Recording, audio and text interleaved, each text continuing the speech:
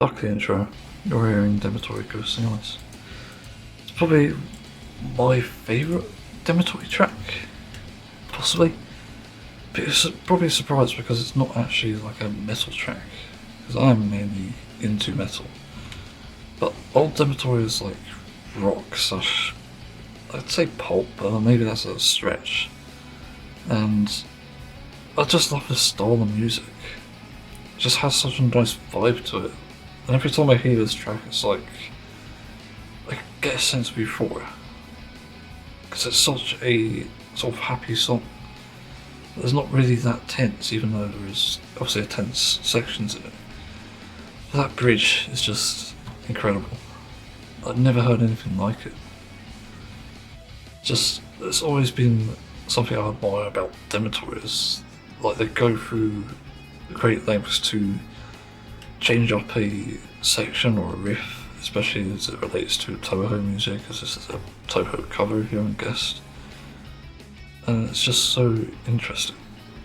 It's certainly something I love about it. And it's obviously the thing I most enjoy about it as well. I love Toho music. As I think it's pronounced anyway, and I'm pretty sure, according to a raw video I watched years ago, it's pronounced like Toho. But yeah, that seems to be what makes it so good as well. And the fact that Toho music was also written by one person, Zune. I can't remember if he had another name. I think he's called Zune. Son. I think it's Zune actually. I don't really have a U in Japan. That's the thing. I'm pretty sure that's what I heard anyway. But yeah. I just love what Demetori does with this song, and it's like these. It sounds like cheap guitars, but I'd say like more like cheap, overdriven tone guitars. Like, there's this tone to it that's so unique that allows the strings to actually sound rather than get distorted, and that just adds another interesting aspect to it. And it's muddy without being too muddy. It's a crazy thing. I keep saying that. It's a ludicrous thing. I don't know if that's the right term. It's good.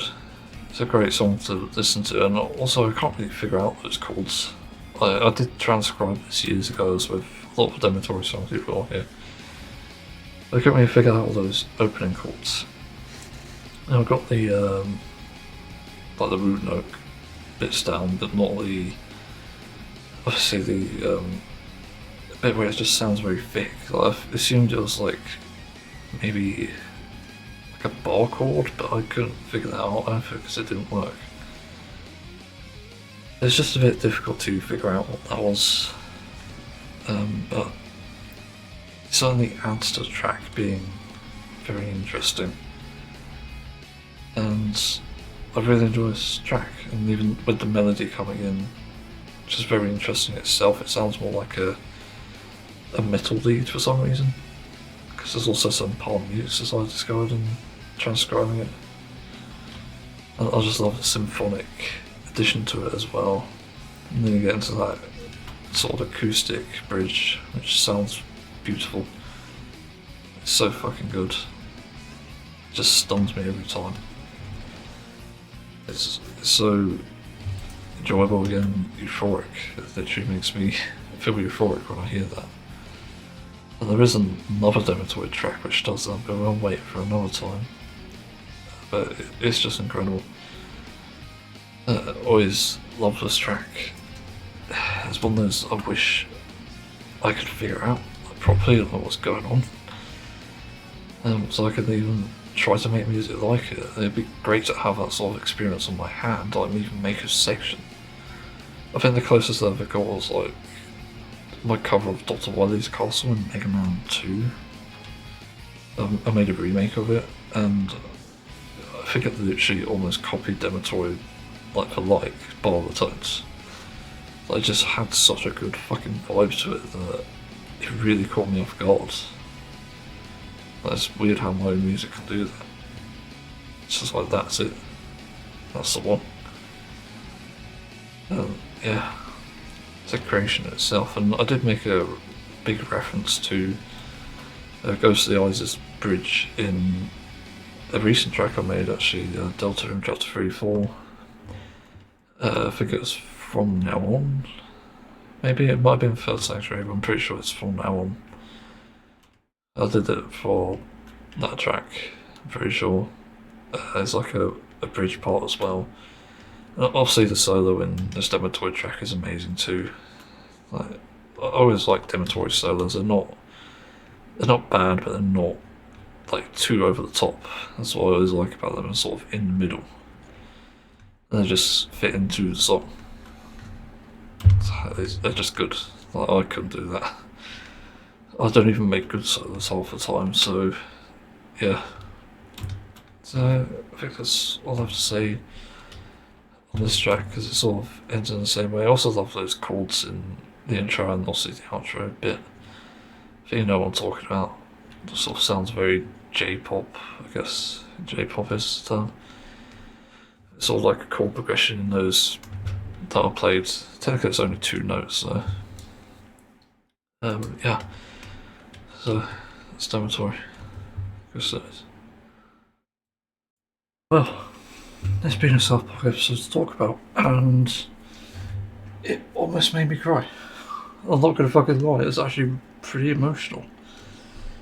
So, this is one of the episodes that, you know, I don't think I've ever heard about it, but I'm surprised I haven't heard about it. Because it's actually one of the most fucking woke episodes I've ever seen. Like, literally. And in the good way, obviously. I'm not one of those anti-woke people. I think if you're awake, that's good. Everyone should be awake. Well, except some certain people. You know, Hitler should stay asleep. Trump should stay asleep. Wait, what? Anyway.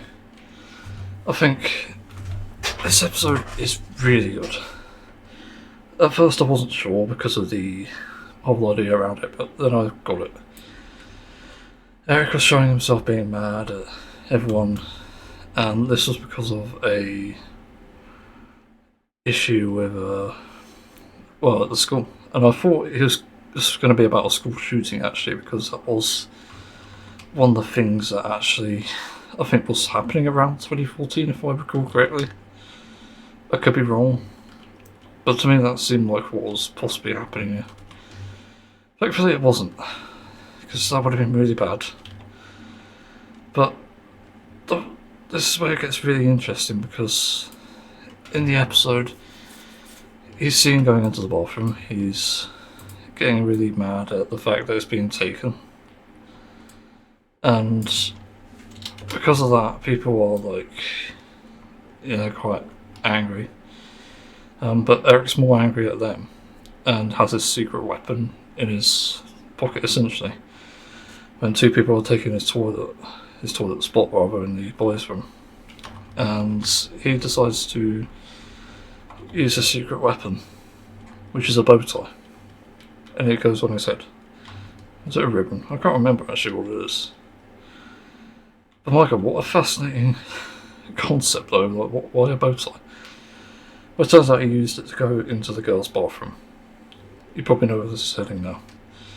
So yeah, obviously spoilers for the episode, if you haven't guessed already. So it does that. So should I say she identifies as transgender, which is interesting, and uses this to basically get his own bathroom to use, and it's in the girls' bathroom, of all places. He's not doing this to wind people up, it's actually to just get to the bathroom. And yeah, he's doing it in a malicious way, somewhat. And that's pretty much what happens there. Trying to think what happens next. Yeah, Wendy complains about it, I think, because Wendy's obviously the voice of reason, she is. And they go to the principal's office, and now Eric is claiming to be Erica, who I think he said anyway.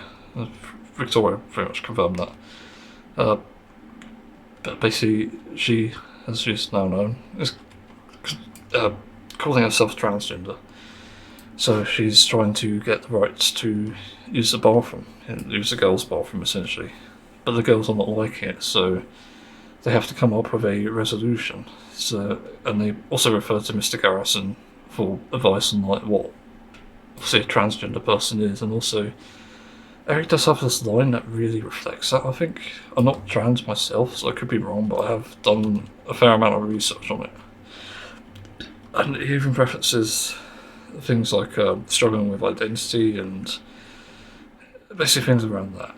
Can't remember the rest of it off memory for some reason.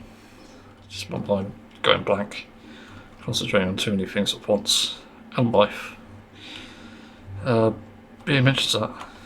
And so he gets to deal with the principal after the girls have complained about this so much. And he gets to get his own bathroom. And this is basically for the quote-unquote other gender, as it's later found out. Because there's also a mention of cisgender, which I was also very surprised by, because I only remember that term as of like 2018. I wasn't really that sort of into this topic, obviously, as I am now. So he gets that bathroom made for him, and it's good. But Wendy has a realization. She can use this to get back at Cartman. You don't see this until later. And she basically comes as a trans boy. But that was really surprising. I wasn't expecting that at all. It just came across as really clever, but really surprising.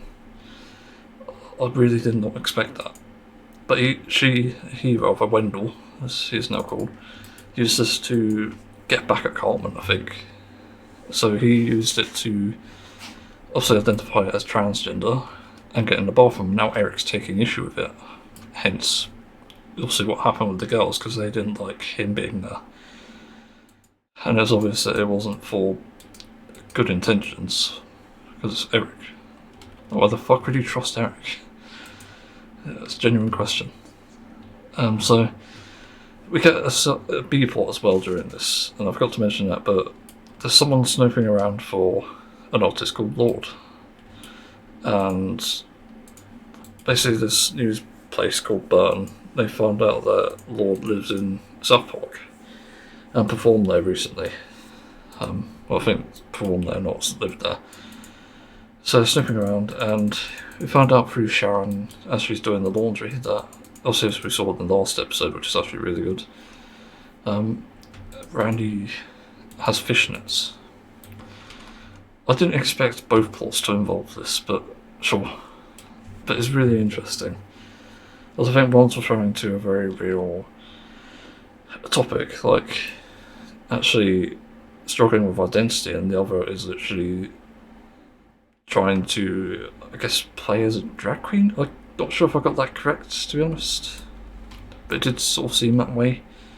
But it also felt like a way to express his identity, and also it really felt like an apology about Mr. Garrison gets a new vagina. All the way back then, when that was one of the episodes. It genuinely feels like that to me. I could be wrong again, but that's what it felt like. Just to make up for that, and obviously Sharon is suspicious about Randy because of this, and Randy's also just panicking a bit because he doesn't know how to address this. He is actually Lord. Lordy. I don't know how you say it, actually. He said it in the episode. I'm an idiot. I guess it is Lordy. But yeah, so as Lordy, she's struggling and trying to obviously identify, but basically this is a front for the actual artist, I think. No. Like, Randy is Lord, that's basically what it is. And he's using a 17-year-old girl to pretend to be Lord. So that's what's happening there. And there's also like a music company receiving like Randy's stuff. Also remember that Randy was in a boy band once. I feel like that's important to note to an extent, because he advised like obviously the boys against it, and they're originally starting a boy band themselves. So Randy's obviously quite experienced with this kind of thing. It sort of makes sense from that perspective. So what else happens? We get some more stuff with also the transgender thing, and basically Stan is trying to ask about what is going on with like Eric and Wendy, or Erica and Wendell, and basically Randy thinks that this is actually about him, about his identity as Lordy, and he ends up confessing to Stan about it and shows him basically that he is actually Lordy, and then Stan faints. Like during that, he's like in complete shock, and he seems to be, I think, traumatized by it, if I'm not mistaken. I'm very unsure about it. I forgot what else happens in between this, so I could be wrong about some of this. But I'm pretty sure like the resolution for what happens in the A plot with the toilets at the school is it coincides with Randy's, and Byrne is still snooping around to find out who Lord is, and has seemingly blown the cover on Lord, but hasn't published it yet. This will become relevant later on. And Randy is like suddenly getting depressed about what was it? Oh fuck, I can't remember. Yeah, Lord, he went into a depression, I think, at some point for some reason. I can't remember what it was, but he went into a depression. News reported on it, and because he's depressed, Sharon is like concerned about him, and then Sharon's just like really smart and literally saved every. Like, literally, it's actually fucking crazy how Sharon was the person to save the trans people in this episode, but that's crazy. And she said, like, if nobody's allowed to express themselves, then we all lose. Which I think goes many different ways, but I think in the context of this episode, it's literally about expressing your identity, and obviously Randy also has the identity of Lord, and that's important to be able to express. But it also shows like this is a classic Matt and Trey thing, I think, with this episode. They're not saying that, obviously by showing Erica, that Erica is actually wrong. It's very much up to interpretation, but they're also not saying that Lordy is wrong. And also the exclusion from, obviously, cisgender bathrooms, as they were called. At least in this episode, I think, anyway. But it's like, they tried to take a middle ground on this, saying that, okay, you can have your opinion, but, you're a fucking weird if you are discriminative. But anyway, Randy hears these words from Sharon and makes a new Lordy song. And this song's pretty amazing. Wish I could find the lyrics. Like, is there the lyrics there? Soundtracks, music and lyrics. I'm on the IMDb page. I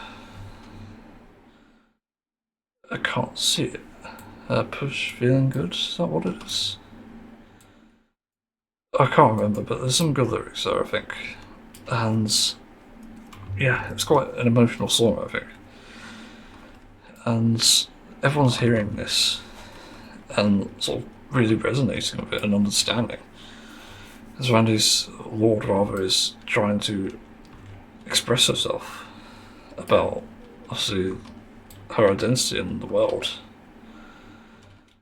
And that's, like, really important. And so, Lord is just managing to spread this message about how being a different identity is fine. And everyone is inspired by this, so much so that Principal Victoria, she decides to get rid of the transgender bathroom, although not technically speaking. First of all, her message is that she wants every normal person who accepts a trans person to use the same bathroom as them. Like, encourages trans people to use the same bathrooms, which is amazing. And then for people, this is a great part about the episode as well, I forgot to mention the other thing. The guy who was investigating deletes the article. Like, he exposed quote-unquote 45-year-old man pretending to be Lord. Or his Lord, rather. And then deletes it. Like, that's one of the best fucking moments in South Park. Like, it's just crazy. And he's listening to the Lord song as well. Like, as he's deleting it. Like, he gets finished with writing it and then just deletes it. It's just amazing. And then, obviously, as we're going through the Principal Victoria stuff, she announces the bathroom changes. Like, trans people are allowed to go into the relevant bathrooms. Like, if they're trans women, she doesn't say that, but this is what I'm guessing anyway. But, you know, they're allowed to go into these bathrooms, is what she's saying. And for the people who don't tolerate them, they could go in the sissies bathroom. Basically short for cisgender people who have a problem with trans people. That's basically what it is. It's just actually fucking amazing. Like, Jesus Christ, it's like, this episode really turned the concept on its head of taking issue with people with a different gender identity, and instead took people who have an issue with that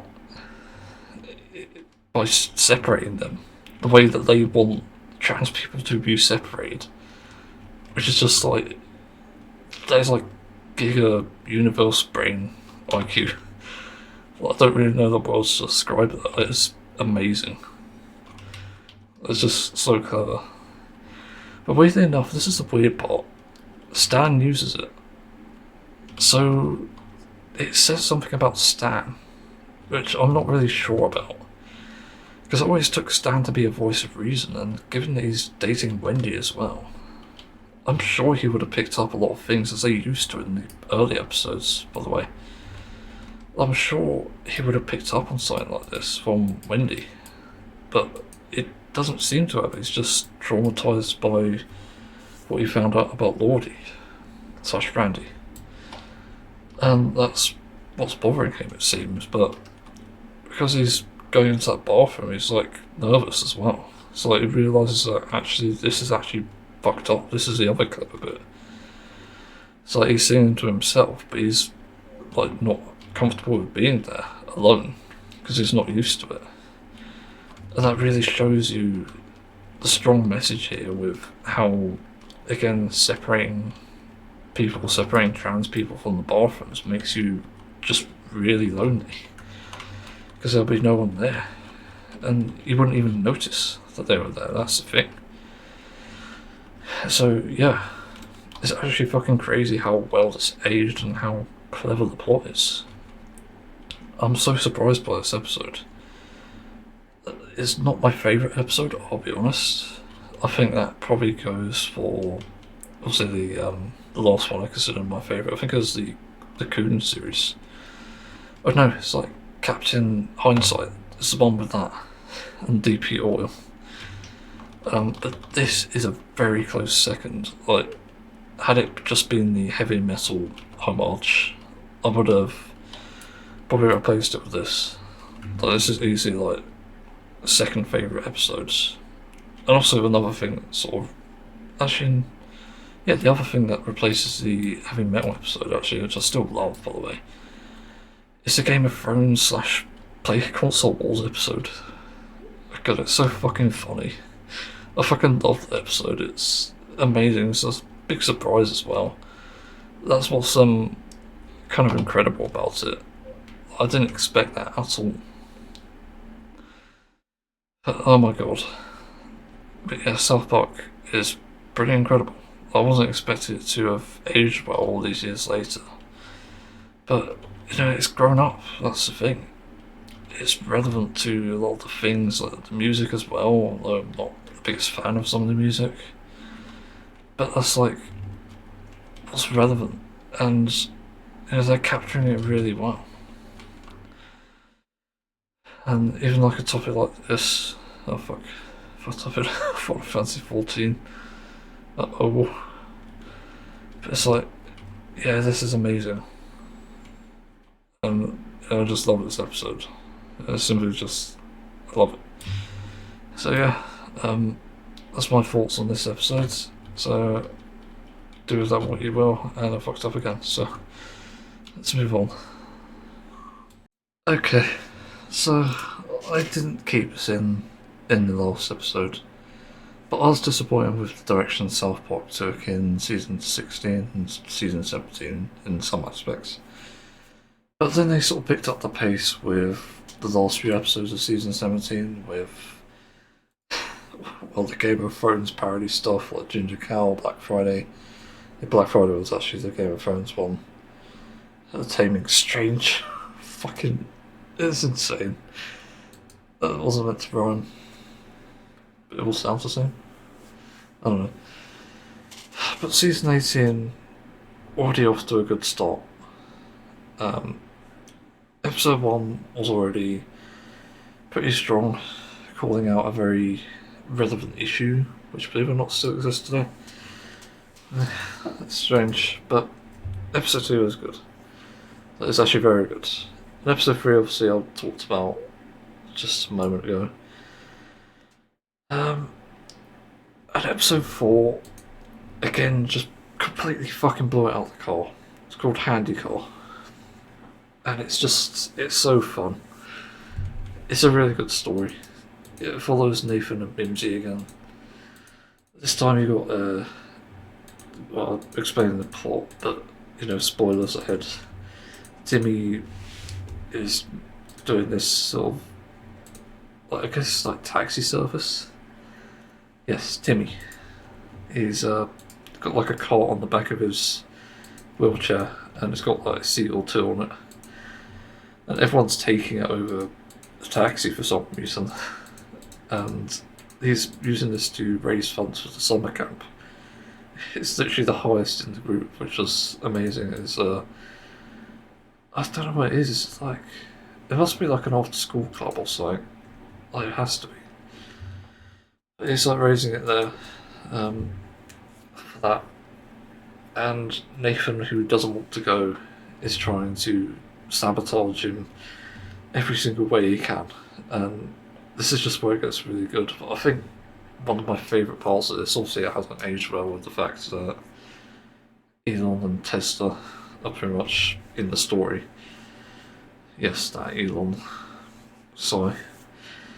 But it's the part with the wacky races. It's so fucking good. When I first saw that, I was like, huh, that's awfully coincidental. Has to be a reference, and it turns out they're actually doing a full-blown homage to it, which is amazing because I did watch a few of them actually growing up.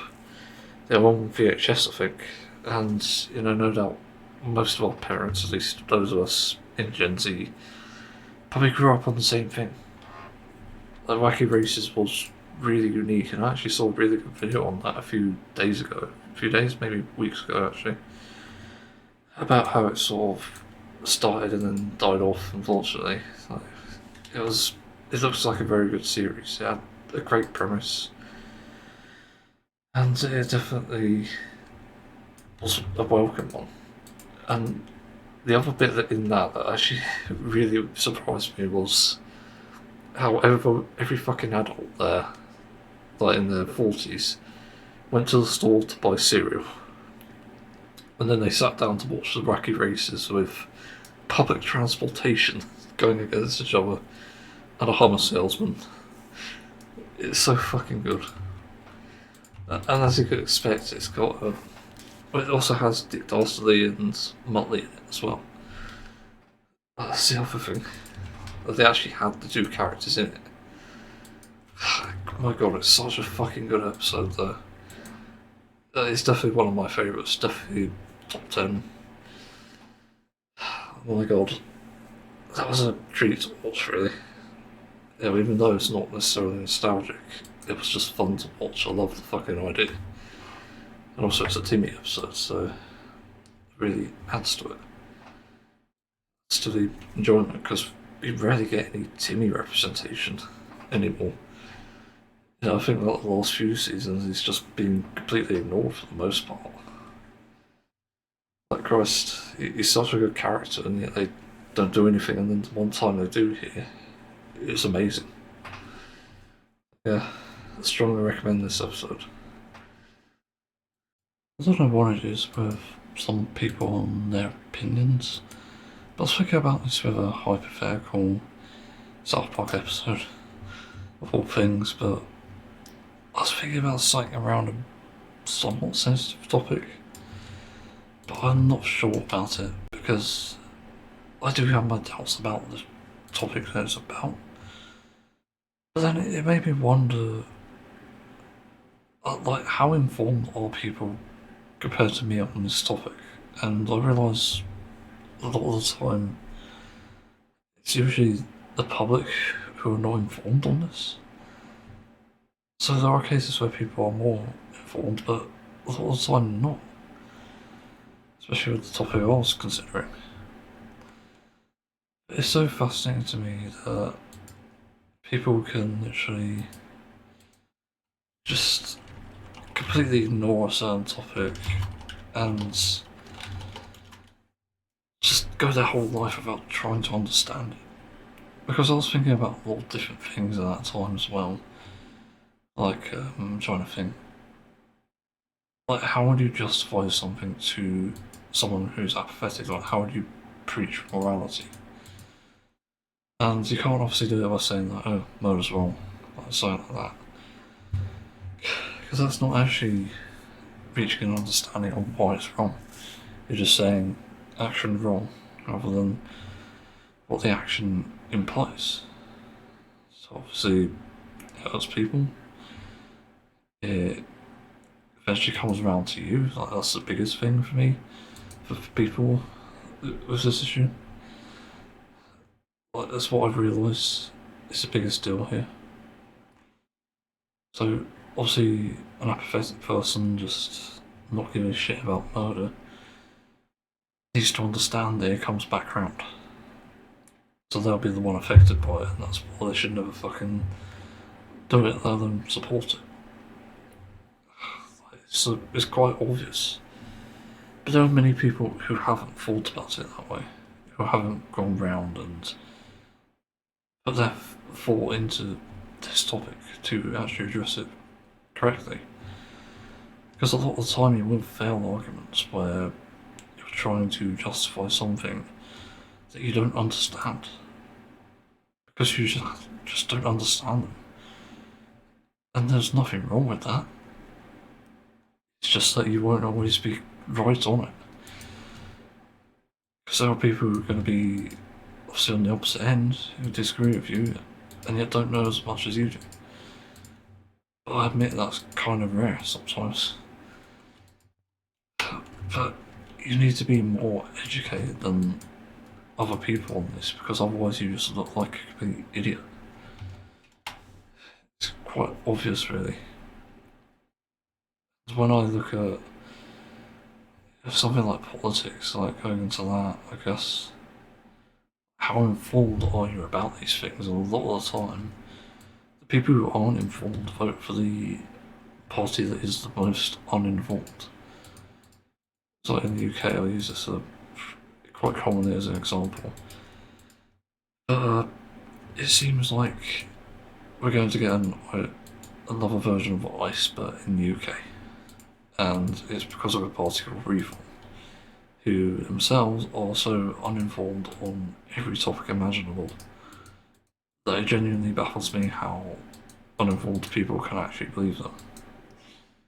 Literally, you got stupid and you got stupider, which seems to be the UK population. Which, again, it just baffles me. But then again, it also works both ways as well, so Reform could be literally the stupidest thing you've ever seen. And then you get people who have like an extra brain cell and then still somehow get it wrong. It's always possible, and that's the other thing. It's like when you're not looking for your mistakes or your errors in these things, you're essentially admitting that you can never be wrong. You can never change for that matter. One of my sort of debate tactics in when I used to do that, at least in Discord, is actually to call out people's behaviour to get to the bottom of it. To call out the things that they're doing to obscure the topic so we can actually address the topic in the end, assuming they come forward. Again, this is an assumption, it's a risk, but it's something you have to address. It's until you get under their skin you actually have an effect. Like, you really need to consider it. I do call out things like, obviously, like the fallacies. You've got the fallacies, which are pretty surface level in my opinion, but you've got the thing that's far deeper, like the thing running through people's theoretical blood. Figurative blood? I don't know what you actually call it. You know, imagine you're talking to a person online. But you need to actually get in there, analyse it, figure out what's making them believe this and why, and how they can't see the truth. And you just tear that down. You find the problem, you find the mask, you find, if it's something like trauma, it's obviously a bit more sensitive, but you find out that it's that. You mention it, you call it out, you offer a solution or treatment if there is one. You know, you do something that actually changes the course. And that's how you address it. And that's what I'm thinking of when I come to this topic. It's about getting deeper rather than just looking at the surface. It's like comparing a stick figure to, I don't know, like the Mona Lisa, I guess, is like the closest by comparison that comes to mind. Obviously, the Mona Lisa is going to be more detailed. And that's the thing to address when we're looking at art. It's like looking at the details. Yeah, even the stick figure can have details, but it's not going to be as complete. And then you have to mention that, okay, this is a stick figure. Surely you can do better, even at an attempt. So that's really what I'm getting at here. When I see debates, it's often either a battle of knowledge versus understanding, or just understanding versus complete stupidity. Like, it only goes those ways whenever I've seen debates, and when I used to anyway. It sucks, because nothing ever happens. Nobody ever says, like, alright, you're right, I changed my mind. I've probably only seen one or two, to be honest, but I haven't seen many.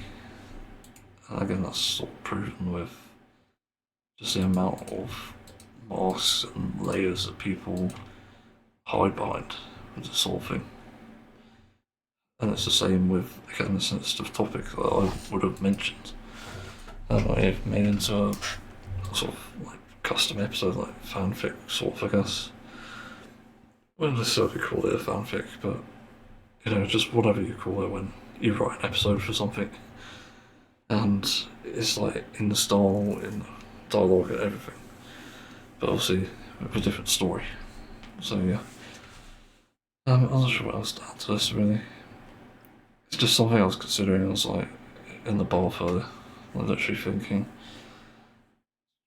wondering what I could do to actually write something effective, and that came to mind. It's like getting to the bottom of things. It's like when people take an issue with X type of person or X type of group, you need to get to the bottom of that. Actually, I think I remember what it was now. I think I was thinking about the perception of like vegans in South Park. I don't know how Mantra came up with it, to be fair. But I was thinking, like, how informed are they on this? Because that's a concern. Because you can't really criticise something you're not informed about. That just doesn't work, and it always backfires. In every case, it doesn't seem like it does.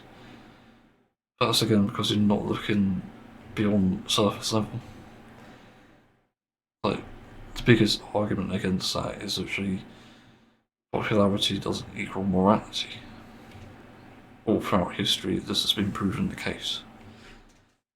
So it's never about what you see. It's about everything that explains that thing you see.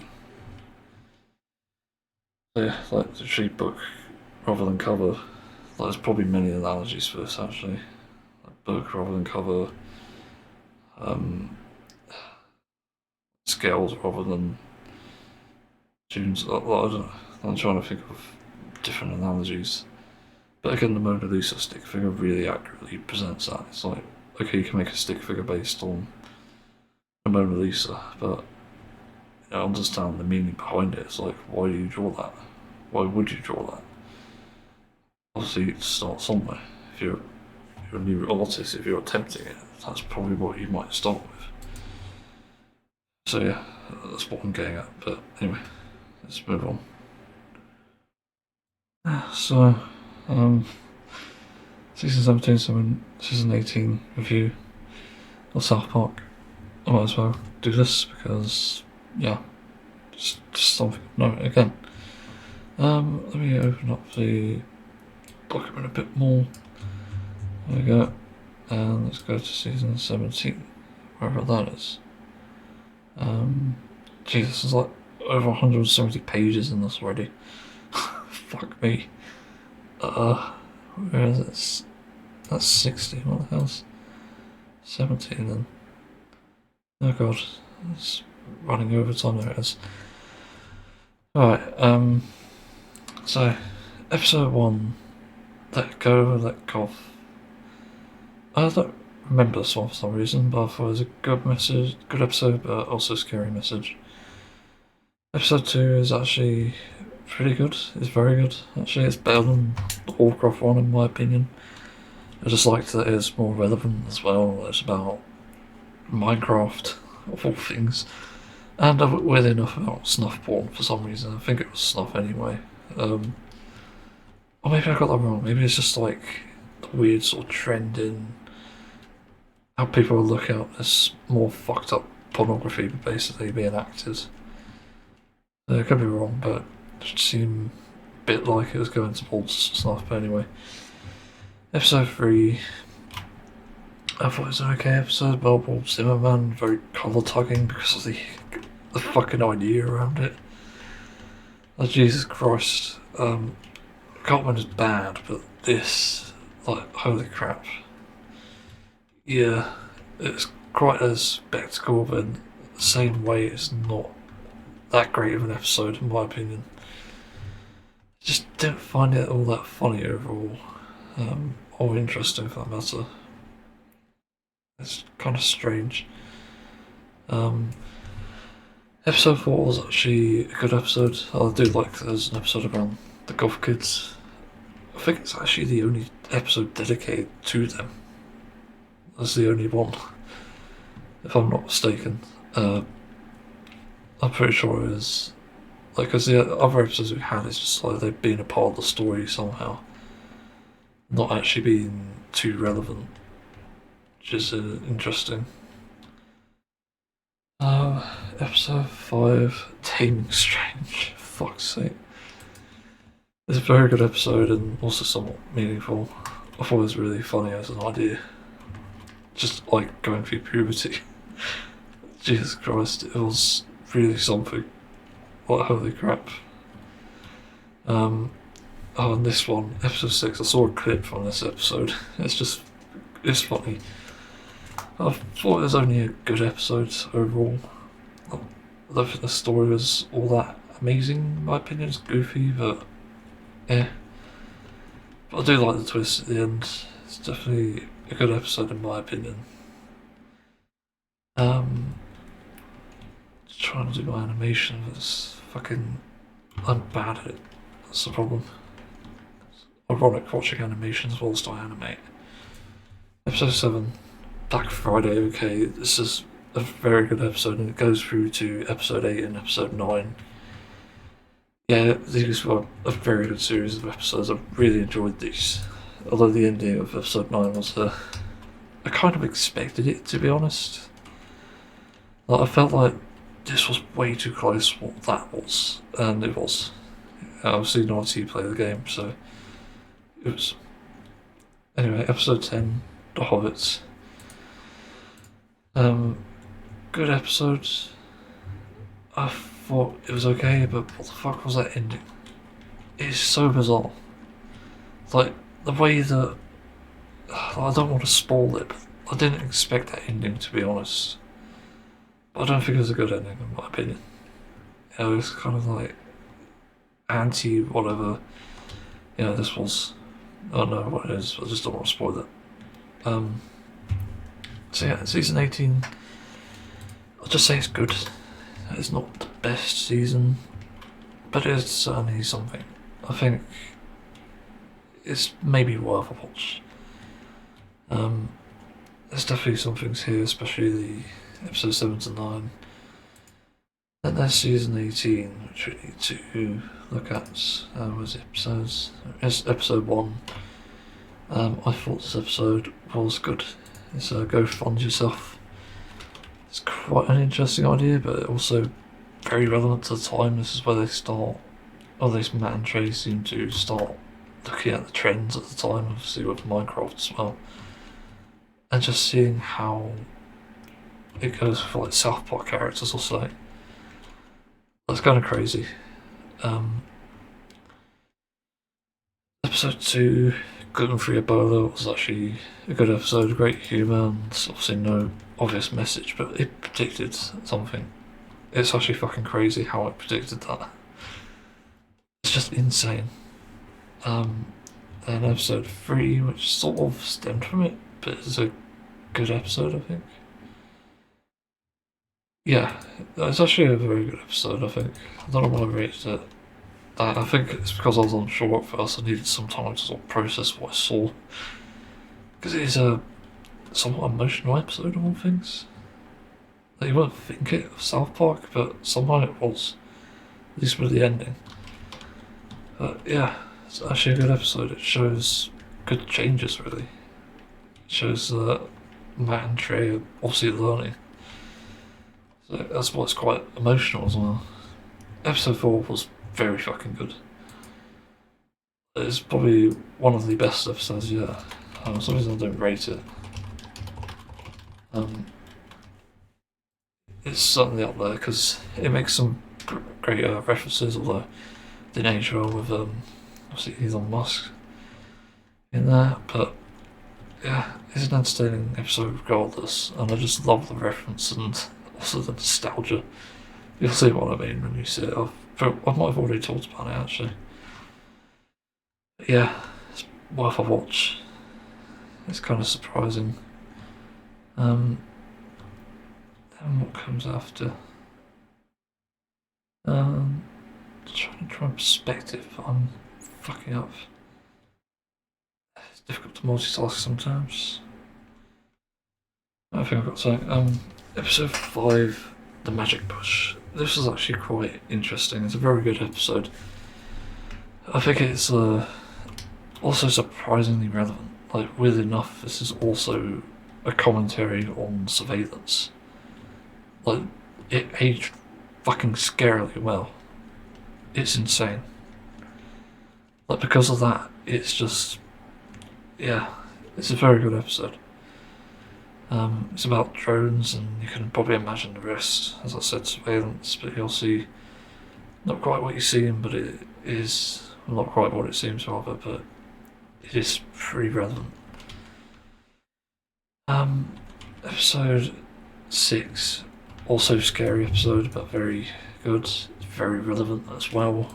It's still happening now. It's just a crazy thing. Like, it almost feels like season 18 is like what's happening now. That's the weird thing.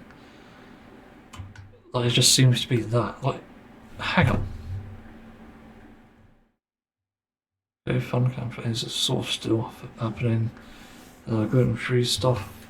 You get health nuts. I don't know if that counts. Like, you get health people who don't actually know health. So maybe it's not relevant, but yeah, episode 3 is definitely relevant. Episode 4, not really that relevant anymore, especially as it's like a sort of throwaway episode anyway. Episode 5 is somewhat relevant, especially if you look at the deeper meaning of it. episode 6 definitely relevant still. And episode 7, which is an interesting one, it's not actually even related to anything, but it's actually a good episode. A very good one. It's fucking confusing, but it was good. It's called Grounded in the Loop, which is hilarious. I fucking love the idea. It's amazing. And it's about the future technology. Episode 8. Oh my god. It's a good episode. It's entertaining, but it's not distasteful. That's the thing, because sometimes it does feel a bit distasteful here and there with certain things. But this one wasn't. Luckily, I was a bit unsure. I saw like, don't know if I could spoil it. It's also interesting that it's related to a card game. I won't say which, but yeah. I also love the fact that it gets confused with something else. It's just fucking. It's funny. I certainly love that aspect as well. Yeah. Then there's episode 9 and episode 10, which go hand in hand. This was a bit of fucking whiplash. I might as well outright just say what it sort of entails, because it happens right at the beginning anyway. These were good episodes, but they're about like commentaries, and this is actually the episode where PewDiePie appeared. Yes, famous YouTuber, celebrity PewDiePie. Fun facts: I used to watch PewDiePie when I was young, in about 2011. When I was hanging around with weirdo friends, because we're all weirdos, we know that. We used to watch him a lot. I used to watch him in school as well, and on the fucking computers in the, I think it's the music room. And they had Macs on there for like music production, which is interesting. I didn't realise that actually.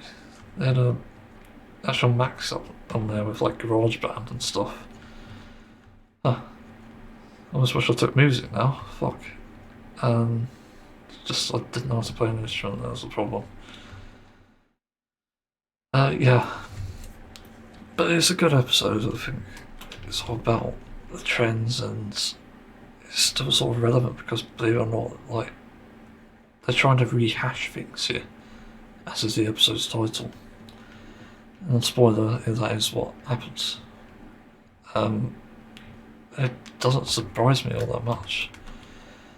I think the thing that's most scary about this is we see it now with like current topics like music, and I think we even see like asset flips.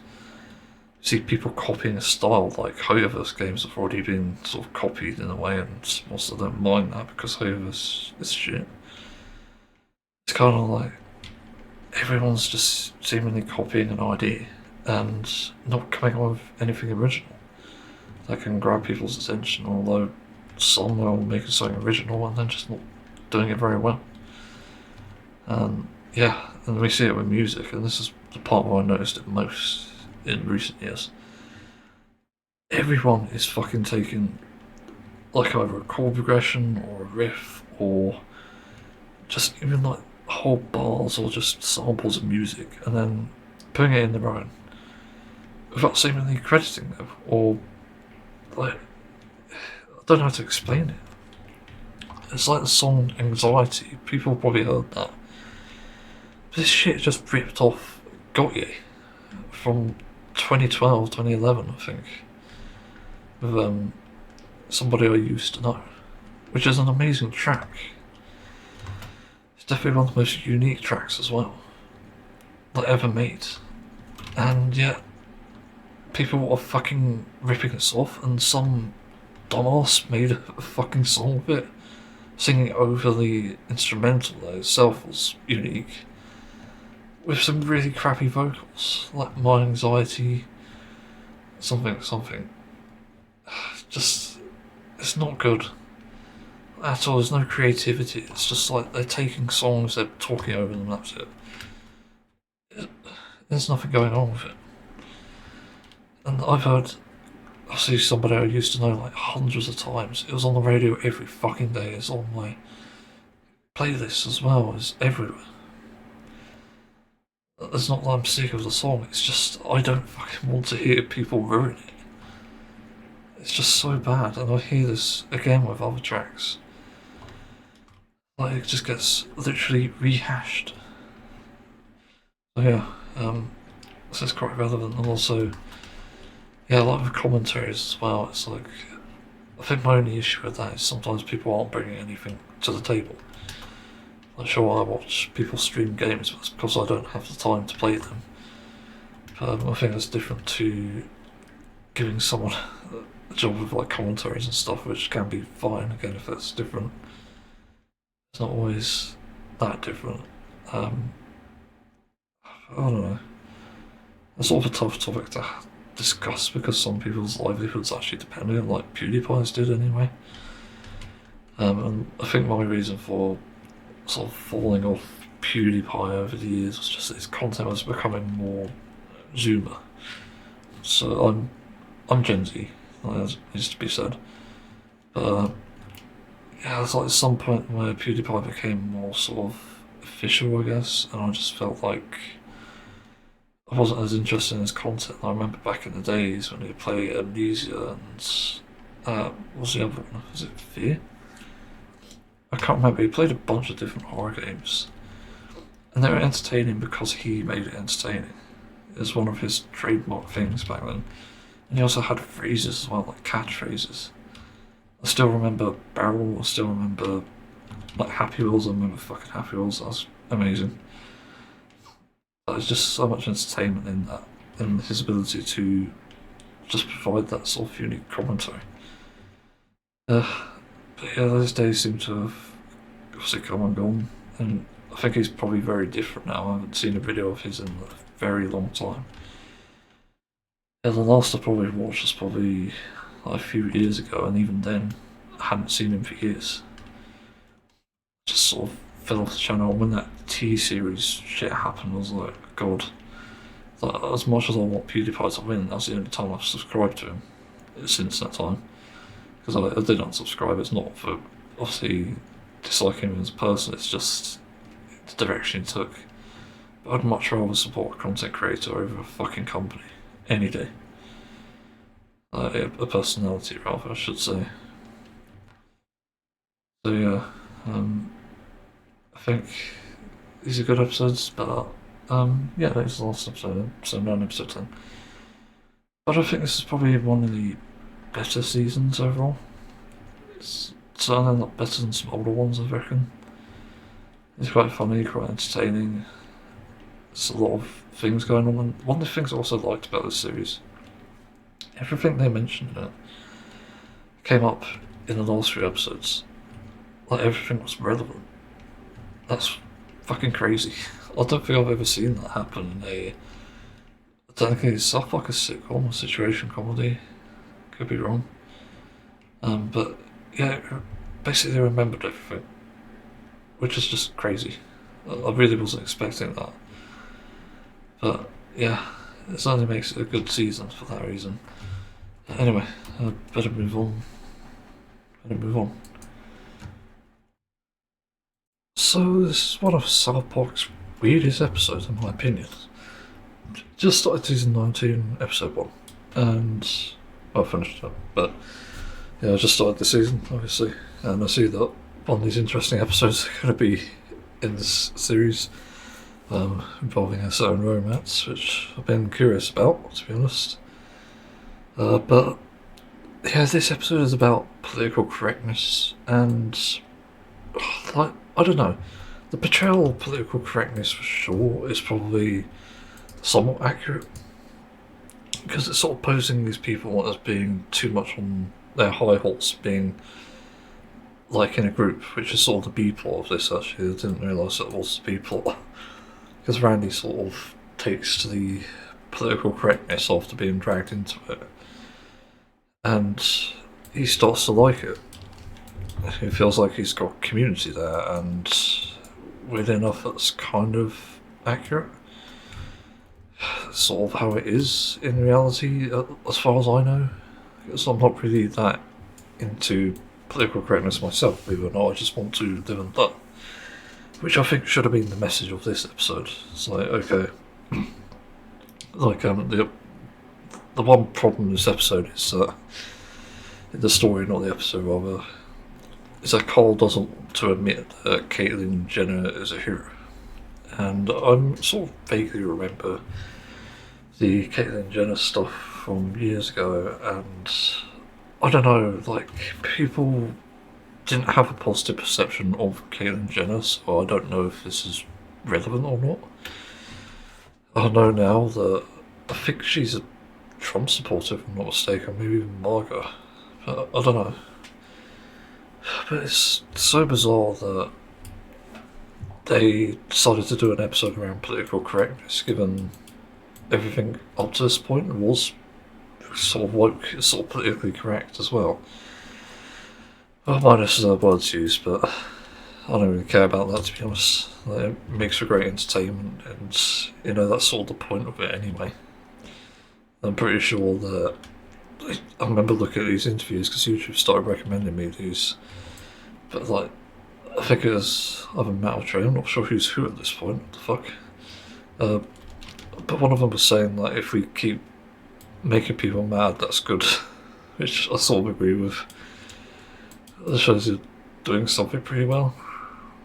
But yeah, but this episode is just weird. Like, the portrayal of political correctness, and also it's somewhat accurate as well to an extent. It's like people being too sensitive about things, and somehow all these politically correct people are like burrowing each other. And they don't actually allow for things that, by the looks of it anyway, involve the things that they're preaching. So if you look at the group, for example, a really interesting detail, you don't find any women. You don't find any LGBTQ plus people, I don't think, anyway. Like, you'd only see them kissing. Hugging is fine, but kissing, like, I guess that's a step further. But you know, you don't see that, and you don't even see disabled people, you don't see people mixed race that are all white. It just goes to show that that part of it did sort of age well. Because I'm pretty sure there are like hyper politically correct people in the world at the moment who actually do that. They actually discriminate despite preaching against said discrimination. So it's like a hypocrisy. It's almost like every gay person in the closet who hates on gay people, even though that's very much something ingrained into them, and obviously they accept it to an extent, but they push people to obviously avoid it and ignore it. And it's just a dangerous mentality, which I sort of get with this episode. But it does again feel like there should have been more happening and more being done in that. I guess this episode felt a little empty compared to other points, so I don't really have many notes here. I've got a few paragraphs. That's actually kind of the sort of below average amount of notes I usually write, because it's usually like quotes and then laugh out loud notes. I could go through them actually, it might help. As you know, last year there was an incident where rape was referred to as a hot Cosby. It's not very, sure. It's a way to open it. It's honestly one of the fucking craziest ways to open the South Park episode, but anyway. PC Principal. And I somehow remember this guy from somewhere. I don't know how, but I remember him. I remember those glasses, I remember the face for some reason, I remember obviously the body shape and stuff like. It's weird, I don't know where he came from. So I don't know if it's like a meme or what. Sorry, I mean, if he's a meme. Butter's already got detention. Yeah, well, on the minorities. It's a quote I made. Quite took down rather. Mr. Mackey trying to defend the wokeness by saying, like, well, we have Token, he's black. Or the political correctness. And then PC Principal says, I'll say, Mackey, you have 2 days in detention. But, they got a report to the principal office about the Caitlyn Jenner stuff. PC Bros, actually. Eric's hero is Tom Brady, question mark. I don't really know who Tom Brady is other than the footballer. For some reason Eric needs butters underwear, and that turns out to frame PC principal who doesn't take anything for an answer. Literally beats the shit out of Eric, which is like one of the most fucking shocking moments in that. I don't feel bad for Eric, but at the same time, it's kind of like, I don't know who's worse there. This is sort of 50-50 in all honesty.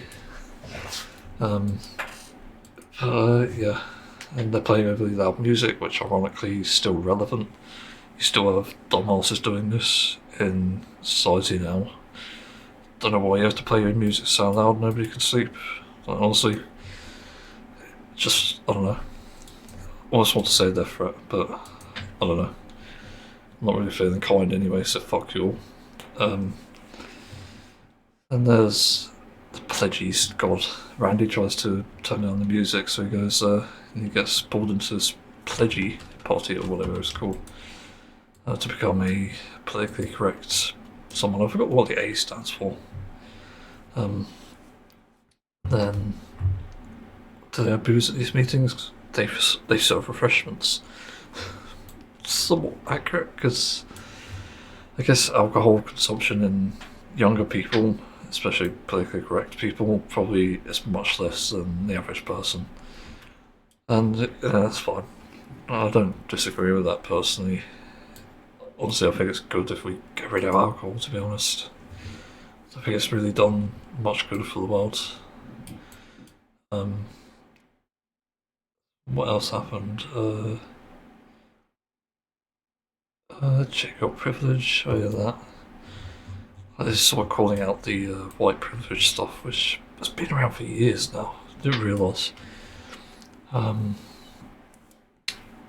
They got a bunch of pigs in Carl's room and shamed him and labelled the pigs bigot.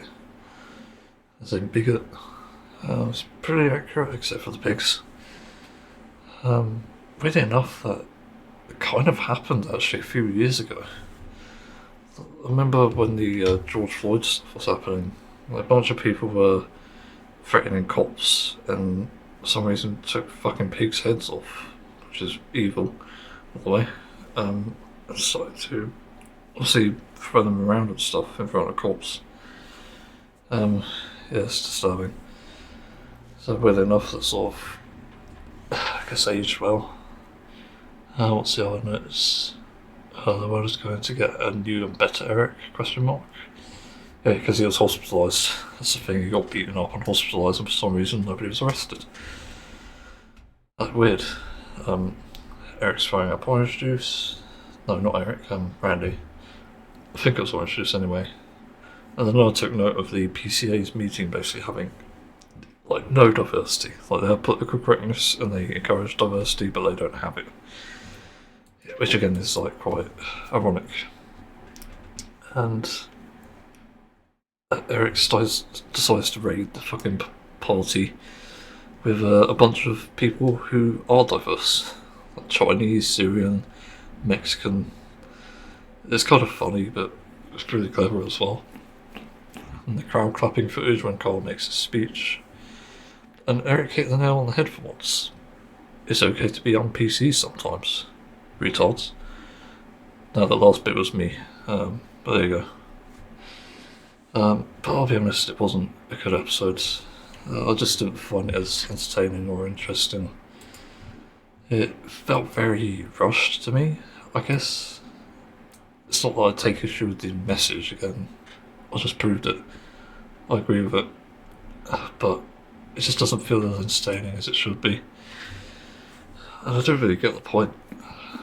Like, there wasn't anything about... wasn't anything about the principal for some reason being punished for this. Which I find bizarre.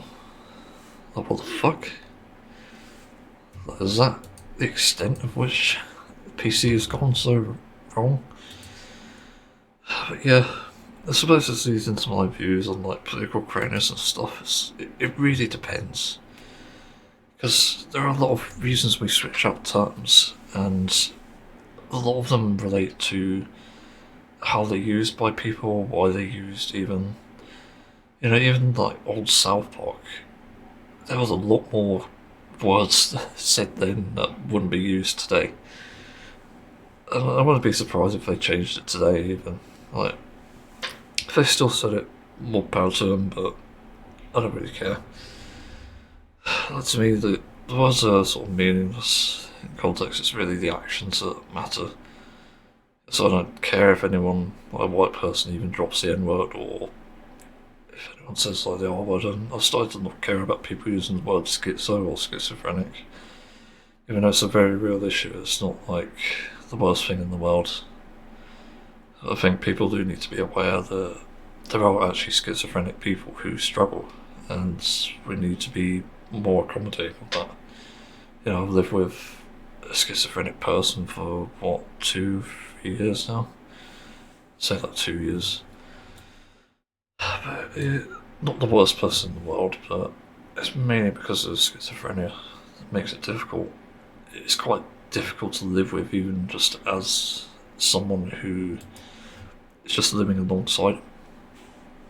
You know, it's not so much his opinions, he is old to be fair, but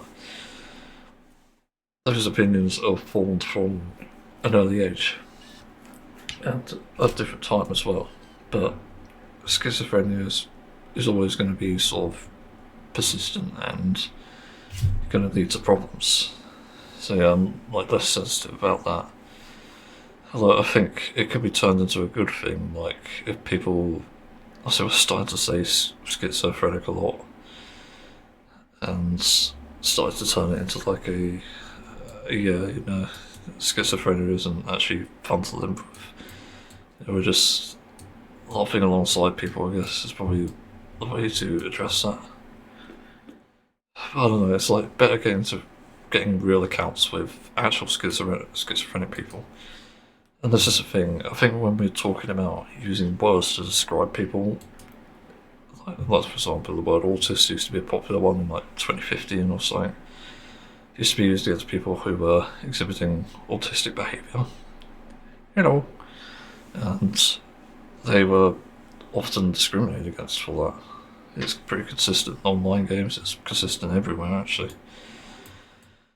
And people saw it as an issue, even though it's not actually an issue. So it's kind of a dangerous sort of mindset to have to, and using insultingly, but that's again why you need to refer to people who are affected by that group. You know, there's a reason why even the groups we disagree with all the time try to disassociate. It's not just because of the fact that some people are just plain wrong and bigoted and they don't want to admit it. I think it's also because we exhaust the phrasing and the words, obviously, and that does become an issue when it's used in a specific way. Like the N-word used to be used in slavery a lot. It used to be used in the slave era. It's been used a lot in like every time before the 60s. Like it's been used fucking everywhere. And I'm probably not even wrong in saying this, but I think it's like the most used slur in the world. Like I think even the R word is probably used less, but the only reason the N word is more is because people are again quite in tune with the nature of like communities. Like black person on to black person, yeah, it's gonna be fine. But with a white person in place of one of them, it's gonna be a bit different. And it really depends. Again, you could be really good friends, and that can be acceptable. You know, it depends on the person. It's like, but you shouldn't be using it like in public, where it could just be overheard or it could be misconstrued or anything. So when I say again the word retard, that isn't me insulting people who are intellectually disabled. It's more like I'm insulting myself. I'm using it to describe myself. It's not referring to other people. And the other people I'm fine with. I think it also sort of relates to your heart as well. It depends on what you're actually feeling for other people. I think if your heart's in the right place, a lot of things can just be fine. It can just be acceptable. So, I don't really know what to add to this, really. But yeah, political correctness, there's sort of a good reason to do it.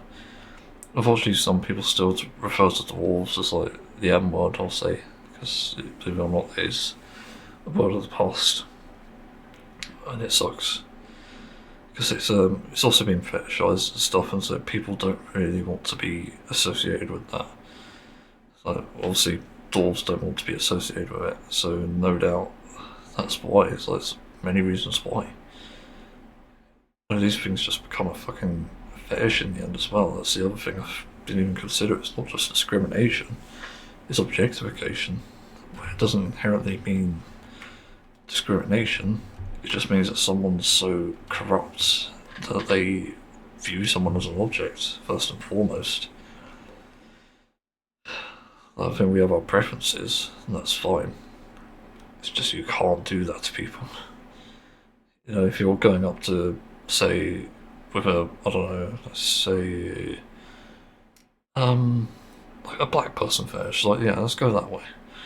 Because big black rocks are like a huge fucking thing in porn and the porn industry, I think, as well. And they've capitalised on it because they're scummy. And I think if people are going towards black people expecting it'll be like porn, that's just going to be false. That's not how it works. It's never worked like that. Because not every black person is that way, first of all. They're also human. I'd argue the human part is more important.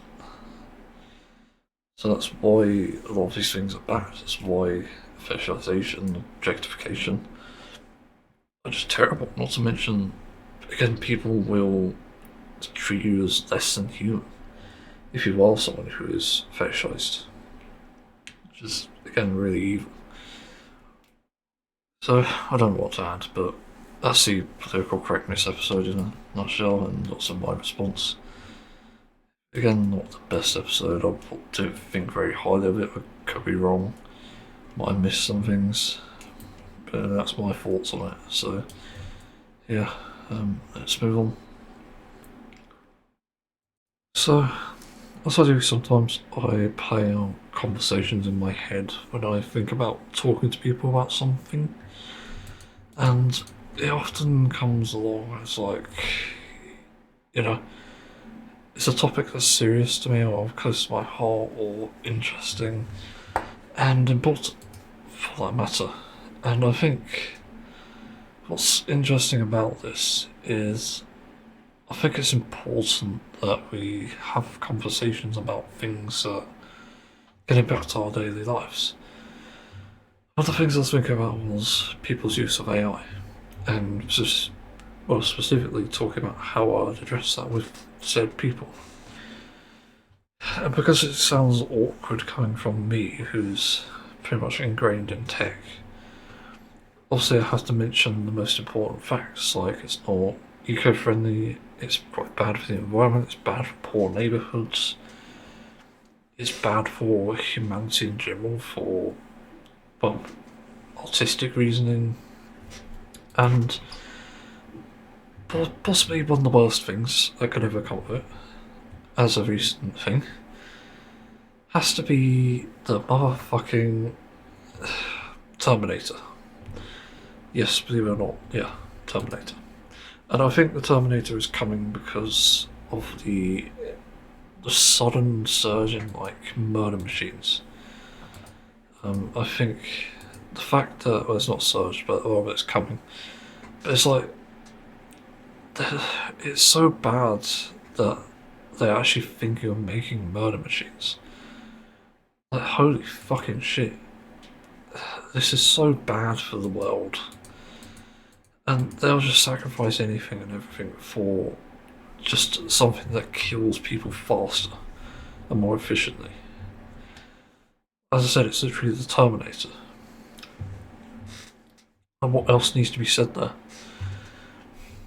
It's fucking ridiculous. And I realise that people might say in response, like, oh, well, did you know AI is going to be inevitable? But this is where people make the fundamental mistake that it is not actually inevitable. There are ways to prevent it You encourage regulation through the government. You protest, obviously. And obviously people are going to lose their jobs, so they have to do something about it. They probably have to protest. And eventually, assuming we don't get universal basic income, which has to happen anyway if we're going to keep AI, like, we have to do something about it. And there's one thing that AI won't ever have: human intuition. And I was thinking about this because of the fact that a generative AI will replace jobs, and obviously Terminator will kill people. I say Terminator, but it's more like Skynet. It's more like just evil AI that is helping and killing specific people. For all we know, they could already be walking among us.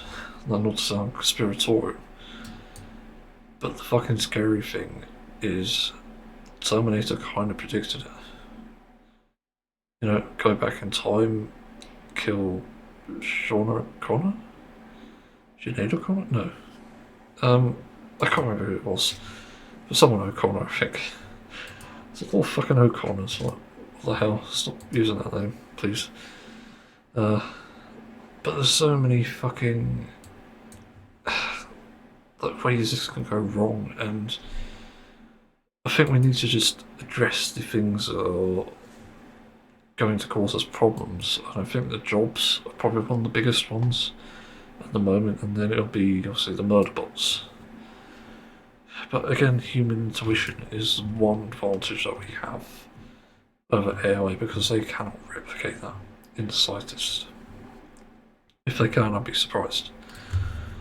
But replicating human intuition has to be a very fucking difficult job, because how the hell do you even do that? You need to mimic everything about human: the DNA, the organs, the life experience. But you won't get that in an AI. Like, and I looked at the definition, according to Oxford: the ability to understand something instinctively without the need for conscious reasoning. Yeah, an AI probably won't ever have that feeling, I don't think. So it's not really going to happen, because AI runs off a system of logic. And with that in mind, it can't be possible to make a logic where it thinks and feels like a human or acts like a human's lived experience. I don't think that's really possible. But again, that is our advantage. It's the fact we understand that. And you know, if it's as simple as like saying to an AI in the moment they've got their gun at your head, it's like, you know, I have human intuition. It's like, cannot compute. Because they literally cannot compute that.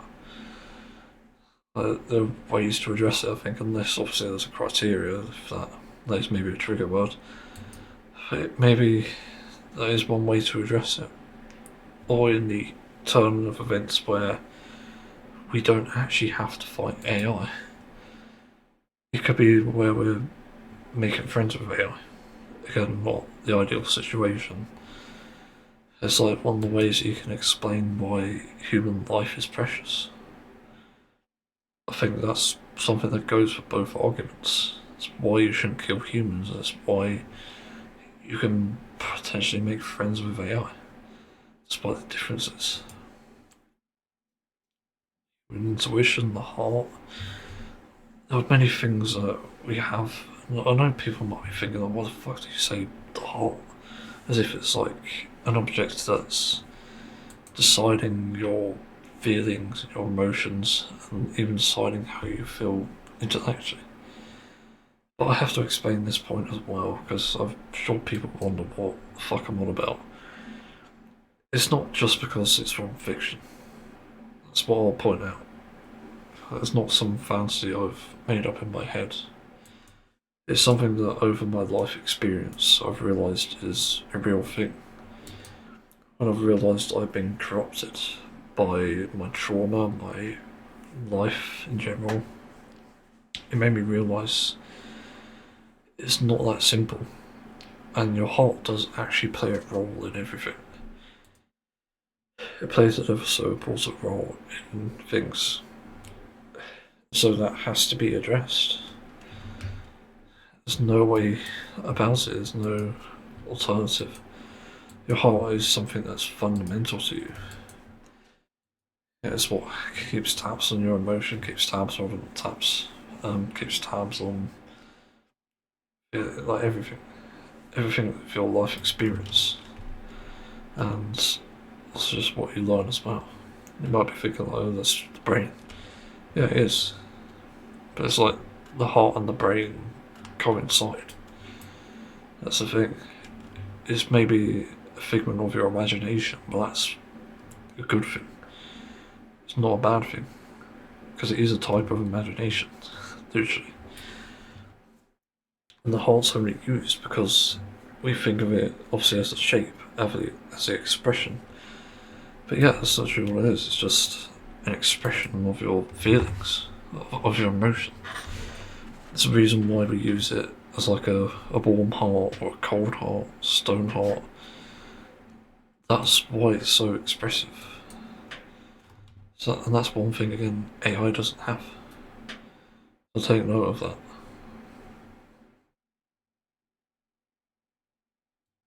I've got a question from my comment section. Someone saying, or someone called Nobody, saying, who asked? Thanks for the question. So yeah, a few years ago I probably talked about my caffeine problems on DeviantArt, and this was because of a specific issue that I had with it. Because I was pretty much convinced that my insomnia and my sleep problems were caused by caffeine as well as headaches. And to me that was quite obvious, but it didn't really end up that way.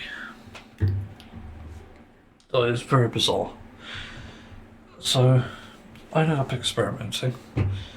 I started having no caffeine, and I was convinced that it was working, but I think that's because of the placebo of thinking that it actually helped. And it actually didn't.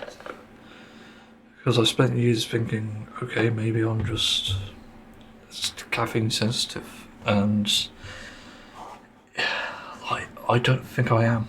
Years later, I tried caffeine again. I was having like no caffeine or caffeine-less drinks, so it was like caffeine-less, like Coca-Cola and stuff.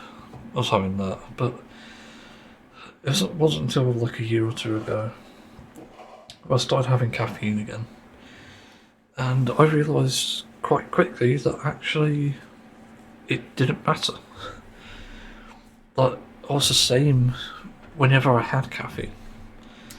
Although admittedly I can't have too much. Like one small dose of caffeine plus a big dose is fine, but 2 big doses is a bit too much, and see, that would impact me.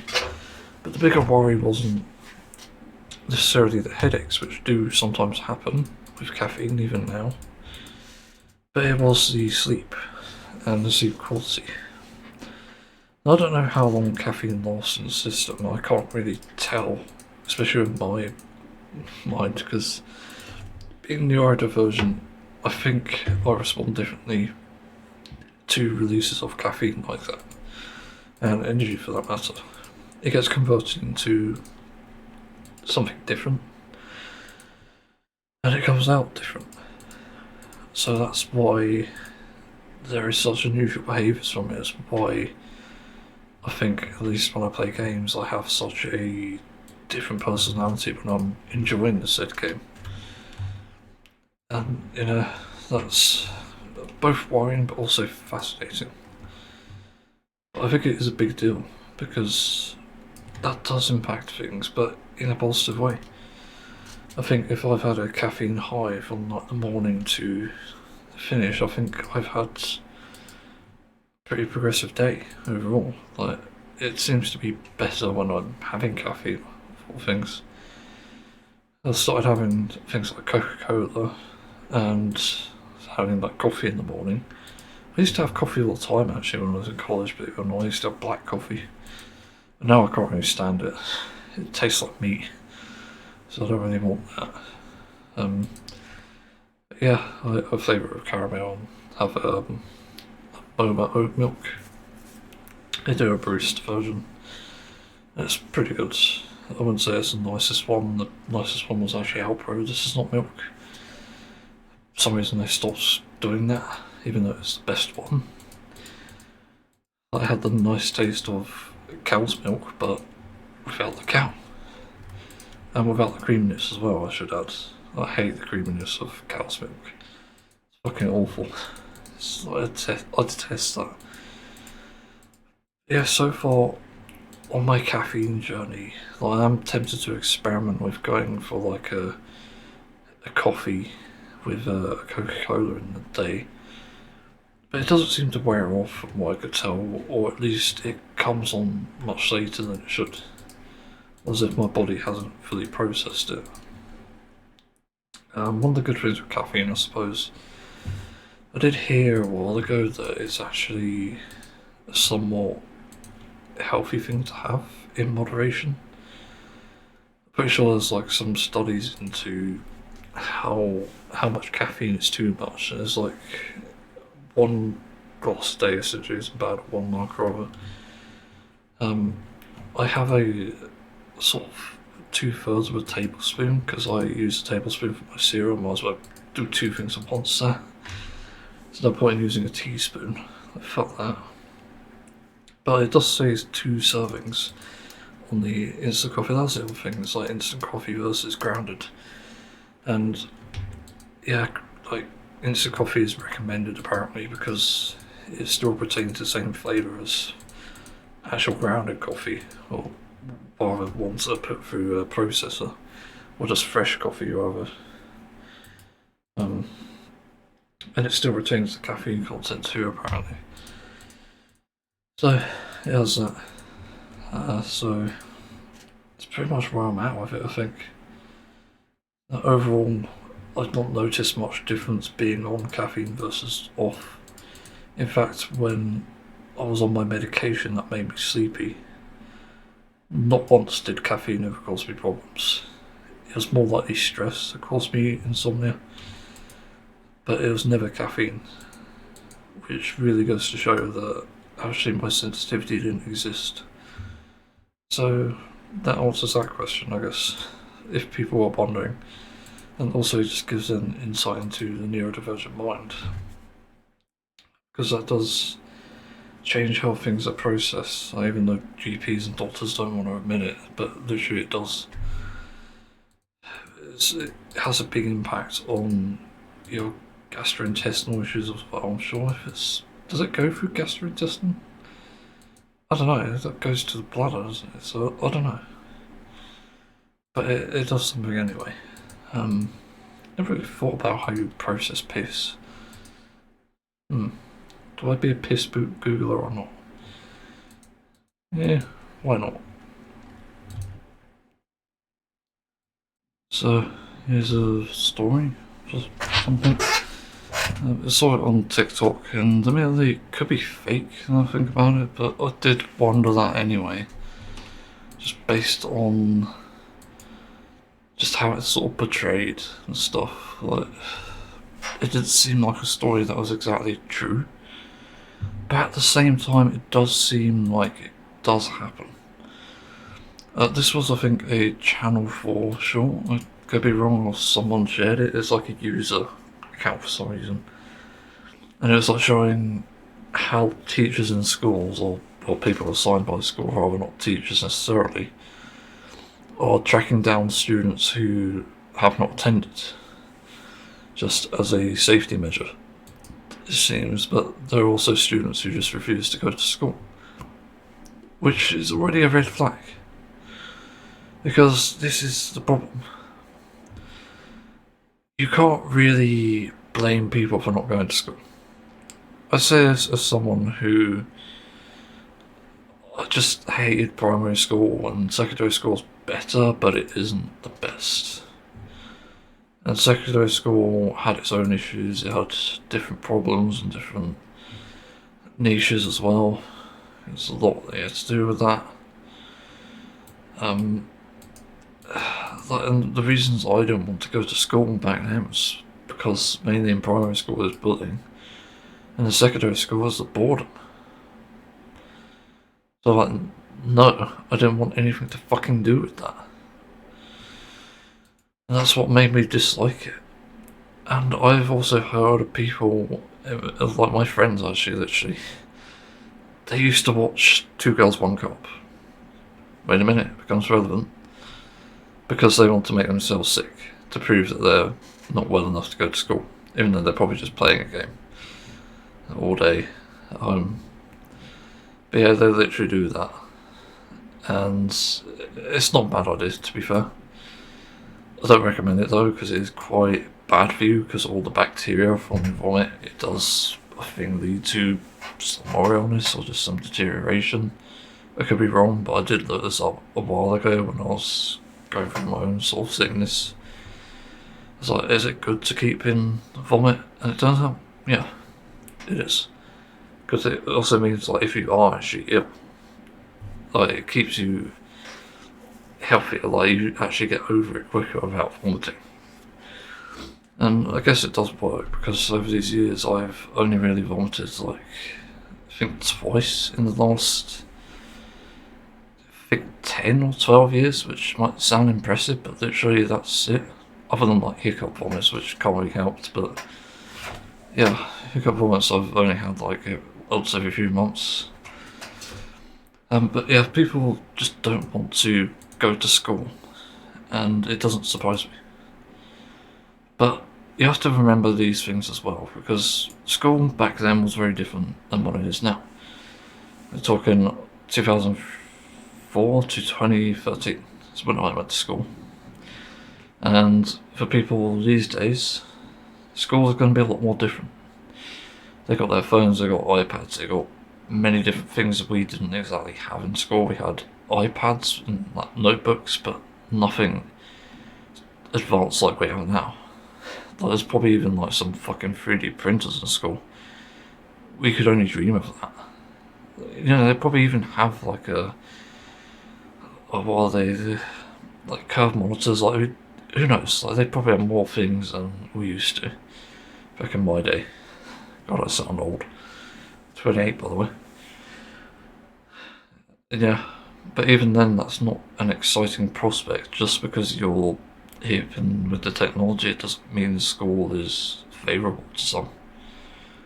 And a lot of people around the world might think, like, well, why the fuck are you like not getting school? Like, why? Because in other countries, of course, some people don't even get school because it's too poor, or it's too uneducated, or it's too oppressive. So it's either one of those things or all three. Oftentimes it is all three, unfortunately. But people might wonder why you don't take the opportunity to do it, and this is why. It's because there's so many things going on in the country, like that situation. People just don't want to go. I guarantee you, if you're a poor country and you're forced to go to school, nobody would do it. I'm pretty sure that's what happens in America, if I'm not mistaken.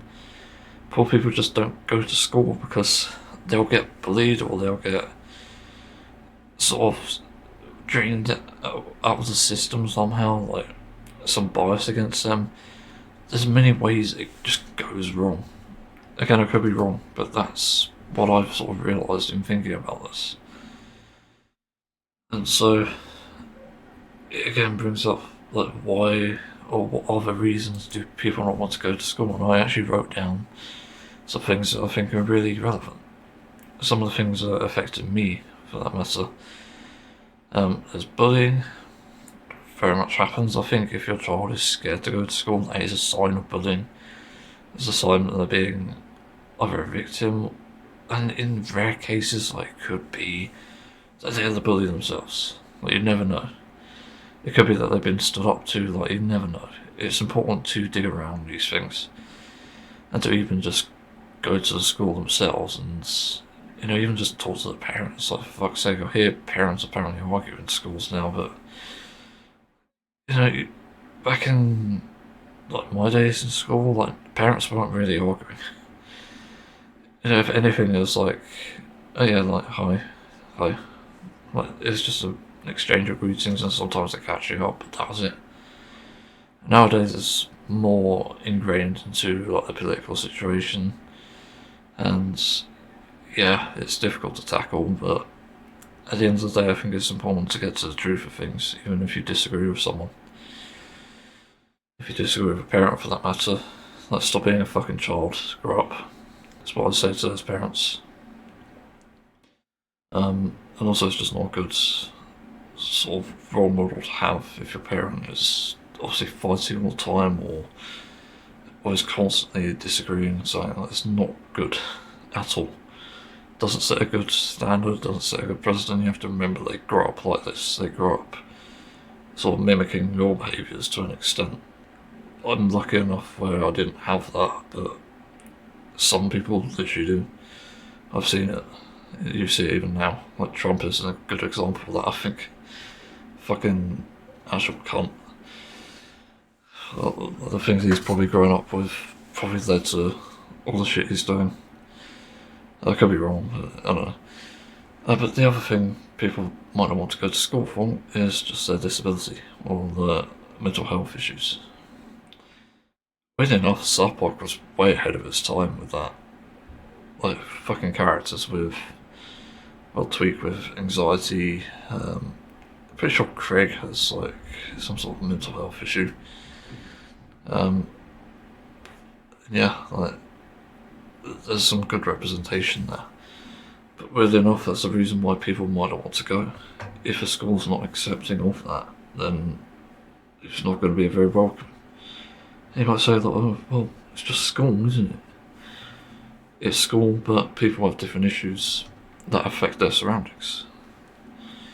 And it's like comparing a normal person, neurotypical person, let's say, who doesn't have any problems with the sounds or the sights of school, or even just the feeling of bumping into other students. You have someone neurodivergent with autism, or even someone with ADHD, who will easily get distracted and carried away by these things, by these aspects, because they're so heightened. I remember the first school I ever looked at in secondary school, well, not in secondary school rather, but looking for one. Literally, one of the first things when we were looking around was like, oh, it's break time. School bell goes right in my fucking ear. Like, nope, I don't want this. Like, fuck that. It's just like, no, right out there. And you know, that's a perfect example of what the problem with schools are. And that's going to affect someone. If that's the only place they can go to, they're going to be affected by that. And the problem is even if you address it with something like ear defenders, which themselves are handy, they're going to have to wear them all the time. The chances are, if they're having to wear these things, I was unfortunate enough not to have those, which sucks, or noise cancelling for that matter, but if they're not allowed to wear those, then yeah, they're going to fucking struggle. They're going to get away from school. They're not even going to learn. The thing you have to remember is, when you're setting children on a linear path, something I've realised in my own school life, my school experience, having all these distractions with their own mental health and disability is going to make them deviate from it. They don't have the space to learn in that situation. It's fucking impossible. I didn't learn. And yet the only things I passed in were the easy tasks. And I was put in the lowest tier as well. But that's what's going to happen in these situations. So yes, someone with sensory issues, someone with ADHD is going to struggle more than the average student. But the average student isn't supposedly struggling with a mental health issue. Like, there's even students with anxiety, I remember, in my school, who had to step out to basically get over their fucking panic attack. It's actually nuts how relevant that is. Yeah, so it's just bizarre. I don't really know the correct way to address it, but that's, to me, one of the bigger issues is, but people not understanding it, teachers not understanding it, and also not having fucking departments specialising in this. Let alone schools. Like, why aren't there any schools for that? But the lack of any sort of support or addressing these issues is what's going to lead to these issues. So yeah, they're going to fucking get away off school. I remember I was off school so much in primary school and secondary school sometimes that my parents actually thought I was faking it. And I developed an anxiety disorder, and it was like, oh, you're just faking it. I didn't even know I had anxiety, nobody did. So I was like, that's what it was. Like, this is the fucking problem. I didn't have room to learn because school was so unhelpful and unaccepting of my problems. Even with the relevant department, I should add. So, I didn't really get support because nobody could diagnose my issue, and then nobody could address it. And I think you have to make a gamble, even as a teacher or someone who works in a school, to address those problems. Like, if someone's consistently sick, the problem shouldn't be like, oh, well, they might have a physical problem, they might have a stomach bug. No, it should be looking, especially if it's consistent, it should be looking for symptoms that relate to a mental health problem, even gastrointestinal issues. But that's the fucking issue. People really need to address that. Teachers need to address that shit. Because it's gonna creep up on them in life. And it did for me in college, and then I had to fucking drop out because of a mental health fucking crisis. It's better to pick these things up earlier so you actually know what they are. Man, it's just ridiculous. But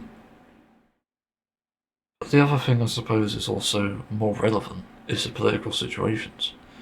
So people who are obviously disrupted by war, I think it's acceptable that people don't want to go to school or even just... I'm not sure what the term is, even just leave the house, technically speaking.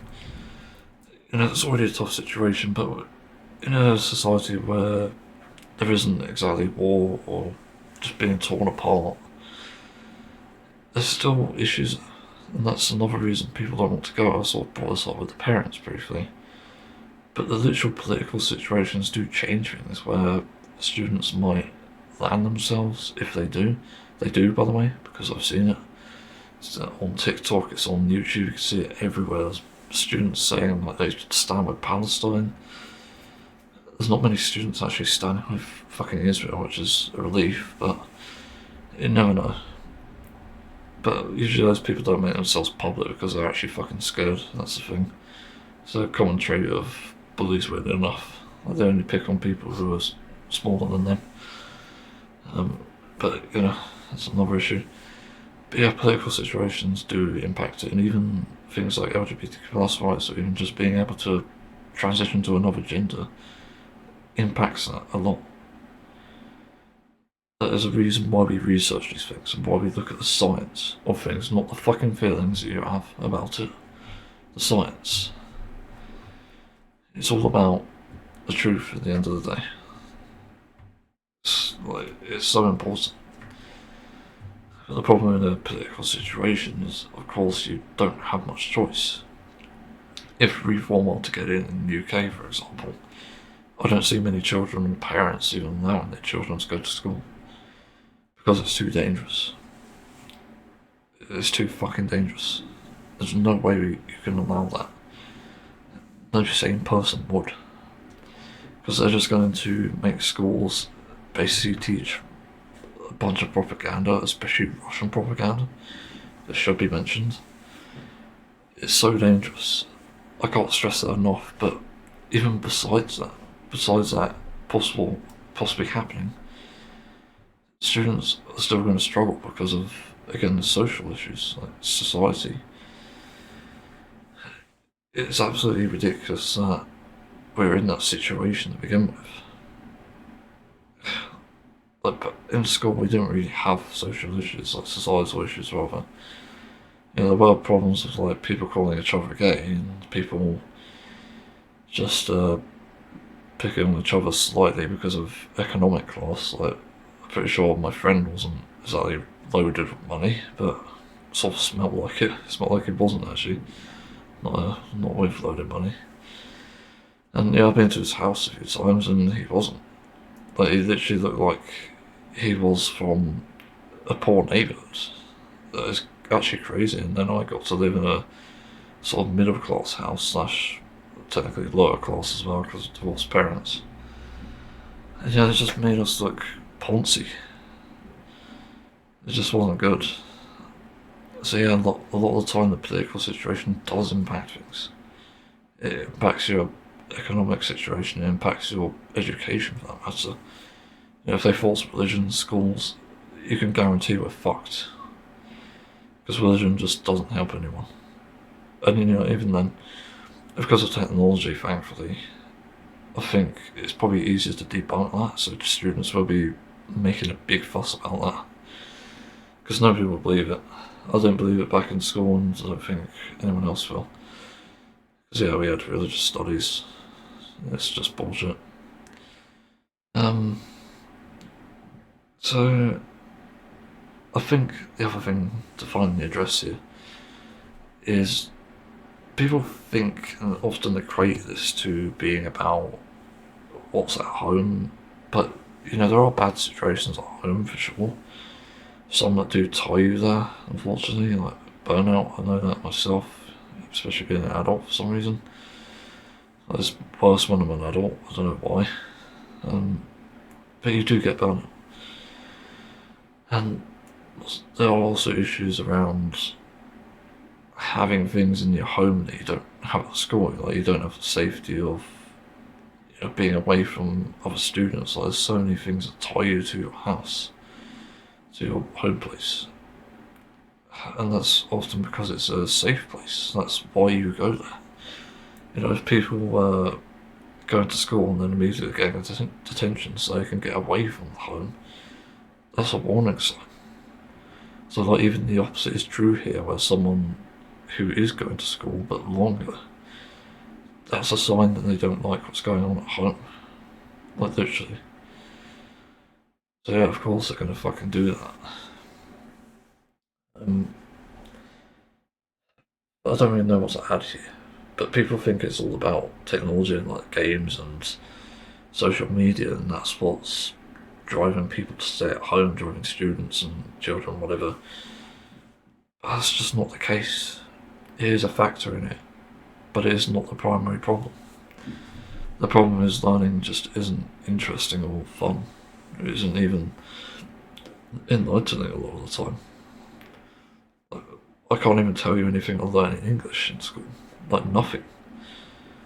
I didn't even learn anything. Maths, I learned naturally. Because I played games. And games taught me that. And the only things I know about English are actually from games as well. Like, it shows you how engaging this form of media can be. And you have to cater these things to students. Like, it won't surprise me at the end of the day if we start getting a way that students can just go into school and then pick a classroom to learn from. Whether there's like a computer lab somewhere, or maybe even like the physical teaching aspects. There's many different ways to address it, and everyone gets the same sort of education to an extent. It's like 2 classrooms or multiple for each year group, and that's how they address it. But that's not a bad idea compared to what it currently is, from what I know, and what it was back in my day. It's just going in there with a piece of paper in front of you. Well, I can't even fucking handwrite. Still can't. And then being told off because your handwriting's not good, or because you can't learn from these things because of ADHD or autism. It's just so fucking bad. Nobody wants to go to that. Nobody wants to go to an education system like that. It's just terrible. Like, fuck that. I don't blame children who, we call it skiving. We called it skiving in school, but they skive off school, and it's just, they don't want to be there. for one reason or another. It's not really your business as to what they get on with their home life, other than if it's hurting them. I think that's the only point where it actually matters. You need to get investigating into that.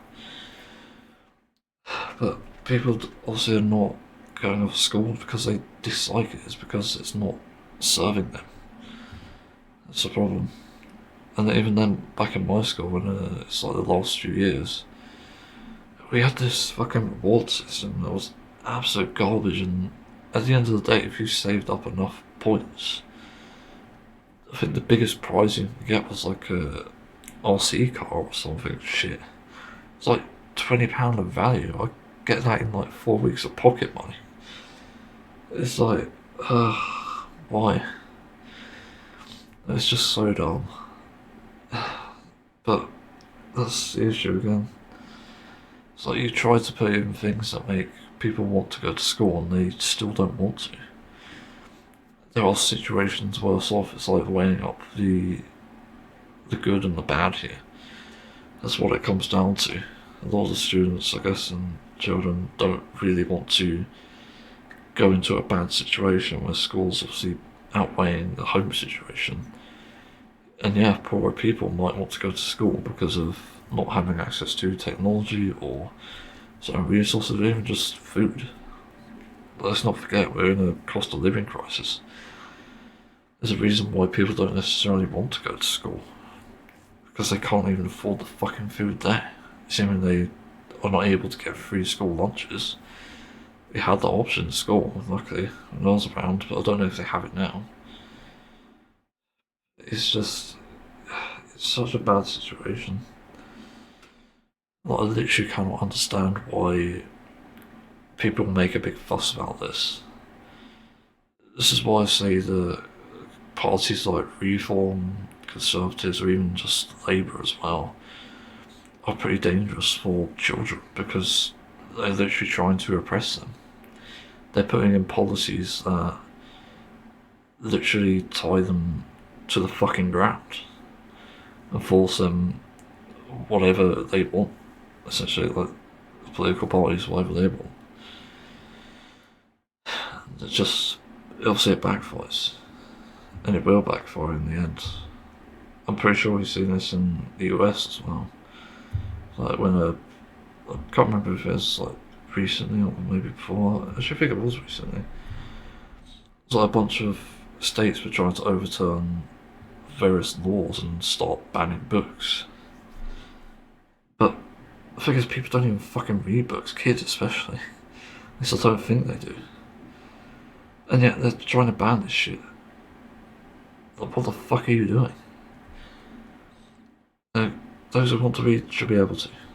That's it. Like, it's such a fucking bad situation. But I do expect people to learn without also learning about the true history. I say true history, obviously, because some want to fucking change it. You know, America probably wants to avoid the fact that they, I'll say, like, built on foreign land. You know, migrated to this country to take it over. Like, they no doubt want to censor that. Because they want people to believe that they're the ultimate race, they're the ultimate human being on the planet. That's just like so fucking dangerous and ignorant. It's actually crazy. But yeah, I suppose we're in this topic. I've talked way too fucking long. But it's such a frustrating situation, I'll be honest. Like, no kid should be made to feel unwelcome at a school, let alone life in general. So this is why suicide rates of younger people are increasing constantly. It's because the world isn't accepting enough, the world isn't listening to them. Yet some idiots in their 40s and their 60s or 80s want to believe that the problem is people on boats coming to the country illegally. Are you fucking kidding me? That's the least of our issues.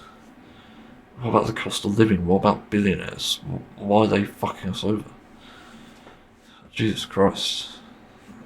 Like, that's real ignorance, and that's obviously the lack of education, like, ironically. So yeah, let's move on. So I thought this might be interesting, and I need to reset my other mic, so it might stop the other one, but let's see. Yeah, so I thought this was kind of an interesting topic from obviously the fact that South Park in this season 19 has gone PC, and you know, I saw a short recently where they're showing like some sort of charades game, I think it was, the drawing site on the board, and there's to guess the word or term of a Chinese New Year, and this guy did it by drawing first a calendar and then I think the year or something like. I can't remember what we did there. But the interesting part is he drew a face of a Chinese person, and probably in the worst way possible, but at the same time, they still got it right. They got the answer.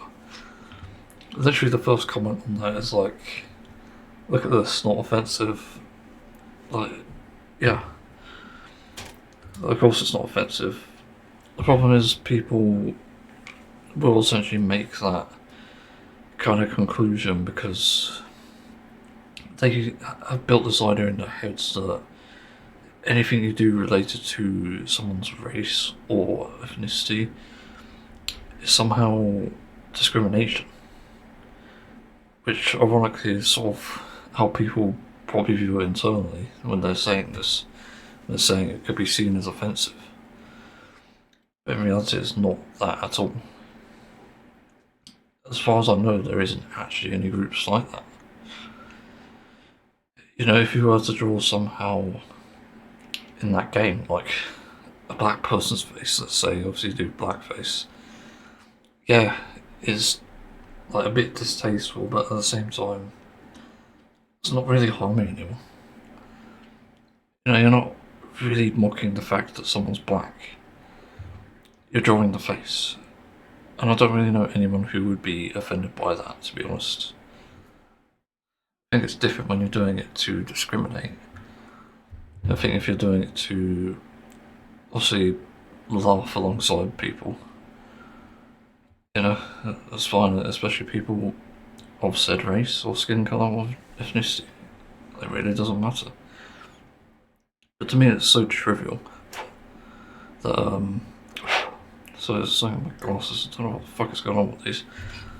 I keep getting stuff on it, but it is a trivial topic. Sorry, reality. Because there is nothing wrong with like drawing this, literally. It's different if you're drawing it with malicious intent. Maybe with not a nice fucking prompt, like you never know. But again, nobody would be offended by this. And then you have to ask, like, what do people who are of that type of people think of it? I think it's more important to hear words from their mouth rather than assume that the politically correct people are in the right. That's something I've learned the hard way over my years of being on the internet and evolving as I went along. Before I discovered I was pansexual, you know, I didn't know a lot of things. And one of those things that I learned was actually, it's better to ask the people directly about how you view them, and this even goes for people you just disagree with. I think that's stupidly important. A lot of times people are ready to dismiss someone because of, like, I don't know, disability or even just a problem they have, maybe even a crime they committed. But you have to ask them, like, why? Like, what gives? Ask them, like, how to make the world a better place. As stupid as it sounds. Like, you have to dig in, and yes, they might not give the correct answer. But that's exactly what keeps you in check, that's what keeps your morality in check. When they do give you an answer that essentially turns your viewpoint on its head, or even just shows more understanding, that's a sign that you've just not understood anything. Not up until this point, anyway. So yeah, they think that in terms of political correctness, there's nothing wrong with, again, a drawing of someone. Oh, for fuck's sake, people. As I said, it's different if it's discrimination. That's why I tend to draw the line when it comes to describing these topics. And you know, I dropped a few choice words on YouTube here, not to discriminate against someone, but to refer to myself and essentially reclaim it. To make the words mean something different. And as I'm part of that group that would be otherwise called those words, but it's not really a bad thing, it's just down to what the group agrees on. There's things I do understand why people change these words to mean something else. But also I understand why they don't want to be called these words. It's about being respectful. That's what I'm essentially alluding to here. There's nothing disrespectful about a fucking drawing. Like Christ, like maybe I'm wrong somewhere. But to me it's just such a trivial thing. I'm trying to think. I'm pretty sure I'm right in thinking that. You know, like, it feels like even saying about myself or what I have. Like draw autism, draw OCD, draw something like that. Like sure, it's not really going to harm anyone in the long term. If anything though, if it's like a stereotype, maybe that's not a good thing. But it's not a stereotype when it's like something quite fundamental. The way I draw autism myself is to portray sensory issues, to portray maybe lacking social communication. Like there's different ways. There's not really a perfect way to draw it, but that's what I'm thinking anyway. Yeah, but it's more important to be respectful. And like, if you do make a mistake, this is the thing. The other thing I forgot to mention. Like, people who are politically correct or think there are politically correct people in the world, again, it's like a perception thing. They think to make the mistake to begin with is itself a unforgivable crime. But that's not how the world works. You know, if it works like that, we'd be fucked. Because everyone's done something. I guarantee you at least once in life, if not multiple. And if we start to discriminate against people who make mistakes, then, you know, how are we much better than them? It just makes us worse people overall, which is also the thing I noticed in South Park. Like, it does make you worse if you are constantly on the ball, like trying to get people in trouble for minor mistakes or just really trivial topics. I just got finished with the Twig technically, or Greek episode, Tweak X Craig. And that was basically about how pushing two characters together to be that way, which ironically aged pretty well, it's like a really toxic trait of people. It's like pushing two people to be together just because someone views them as being good as a couple. It's like, it literally looks like, ironically myself, like a fanfiction writer previously, I wrote in romance for characters that aren't even canon together anyway. But even then it's like, I don't really care. It's fictional at least. But I think it's also referring to the fact that for some stupid reason people, and this might also be what it's referring to, for some reason people see fiction, they see two actors on screen, they see them in love, and they think, oh yeah, these people need to be together. It's like I think it was the Office US cast, if I'm not mistaken, Pam and, I forgot his name. But you know, the other guy you know what I'm talking about. It's like people are constantly mocking them to be together, not mocking, but also just pushing them to be together. And obviously they wouldn't do it because they're not fucking in love.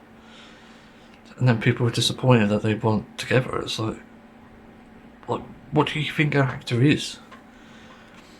Are you fucking kidding me? You know, imagine how many actors have sex on screen who are not together but probably have a spouse of their own.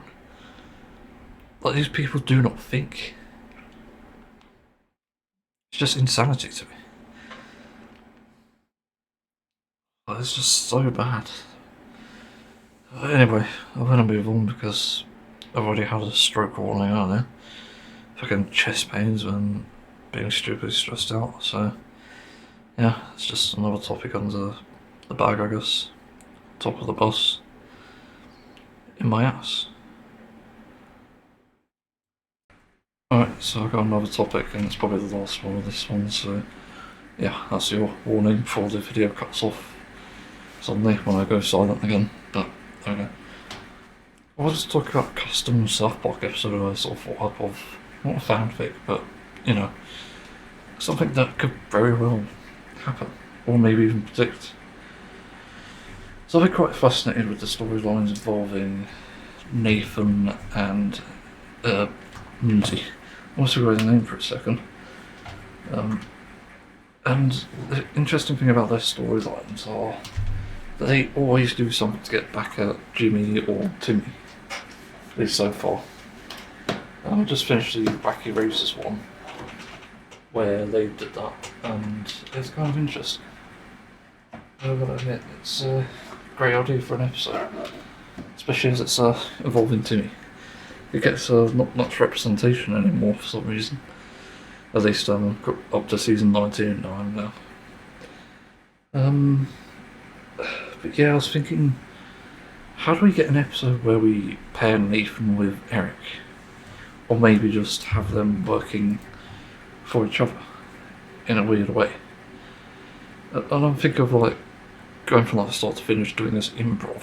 I did think about this briefly in my above time, but maybe there's something more. Like there's something more that could be added. And I wanted to do something around dating apps, all things. And maybe I'm thinking of introducing the episode with that, where there's obviously talk about a dating app, and I don't know if PC Principal's still in there, but maybe it's Victoria. I don't know if it's current, or they're current rather. But I'd have it so they're obviously talking about this dating app stuff and telling them about like fishing and stuff, but Eric's not listening, and you know he says it's stupid. Like people should get fish because that reveals how stupid they are, or something like that. They're completely out there bigoted view, and I think that'd be an interesting aspect to that. I think that would open it up to some interesting ideas as well.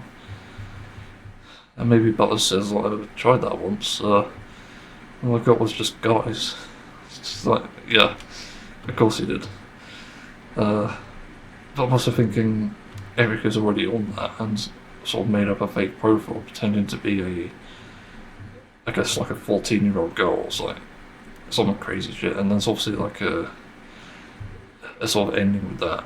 I'm not sure if I'll spoil it or not. I'll try to remember at the end.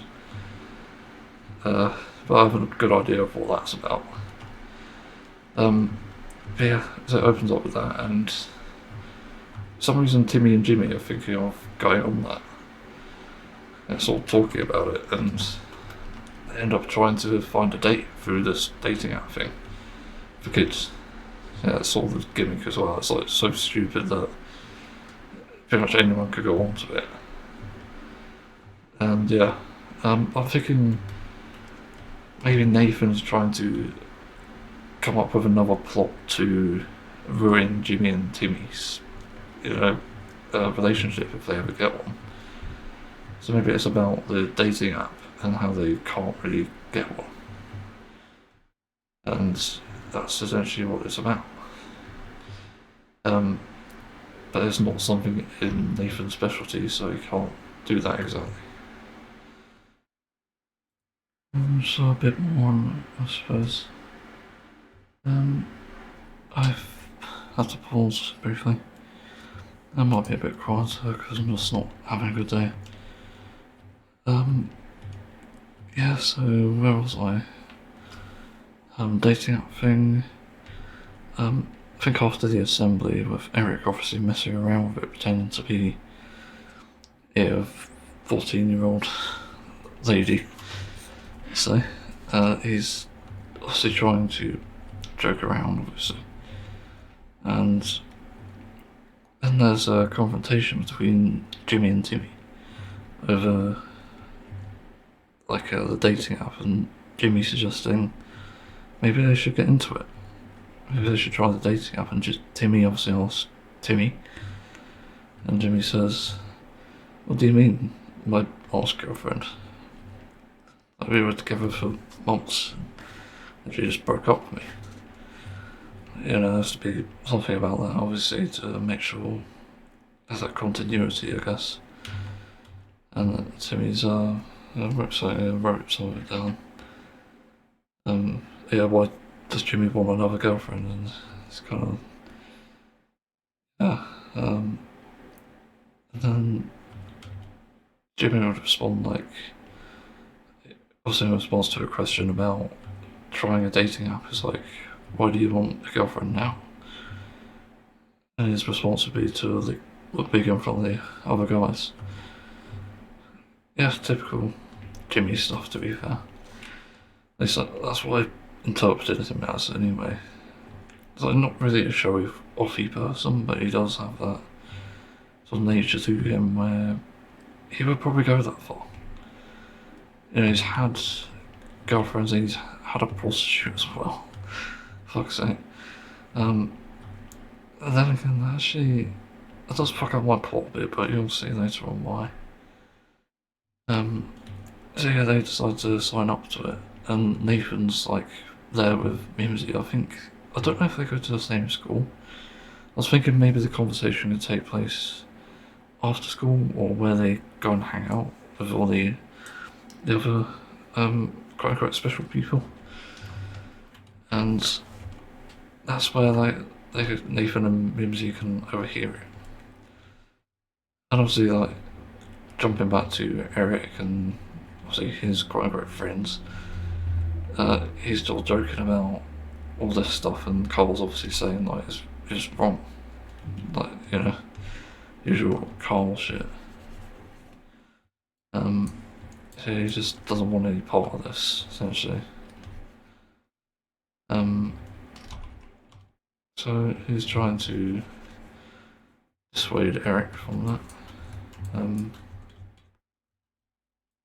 What's going on with my dry tablet? That's great.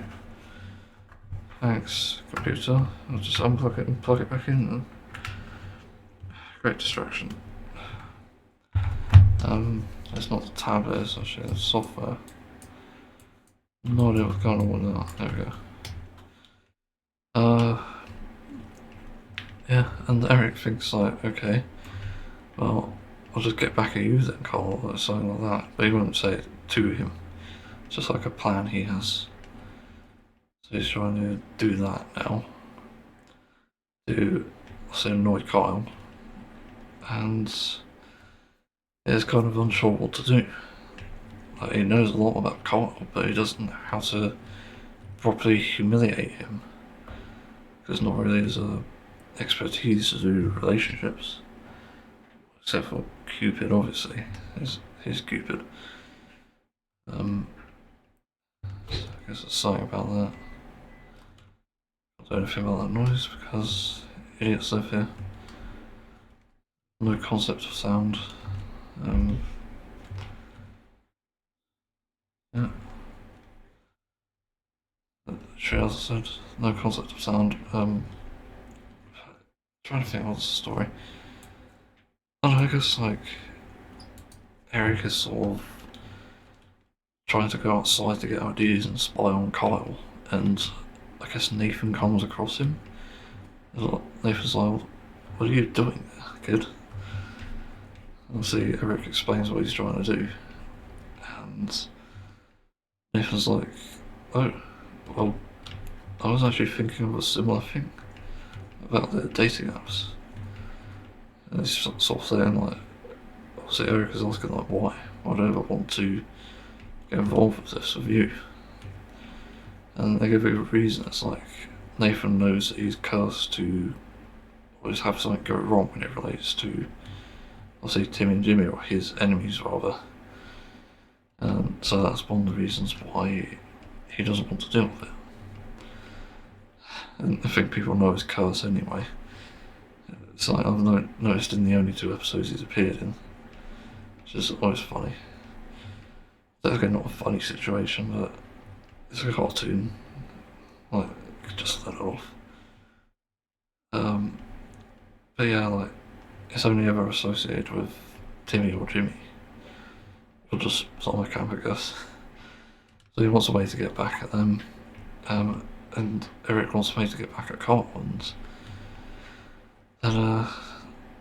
as Mimsy's there, Mimsy's sort of saying, like, why don't you just do it anyway, and then do it for, like, Timmy and Jimmy, and do it for Carl. Or maybe, actually, no, that's a better idea. Because Mimsy can be the voice of reason sometimes, or logic. So he could suggest, actually, instead doing, as the point of the episode is,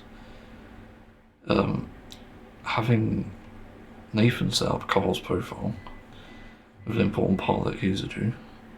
So, it's still relevant. And having Eric set up a way to sabotage Timmy and Jimmy.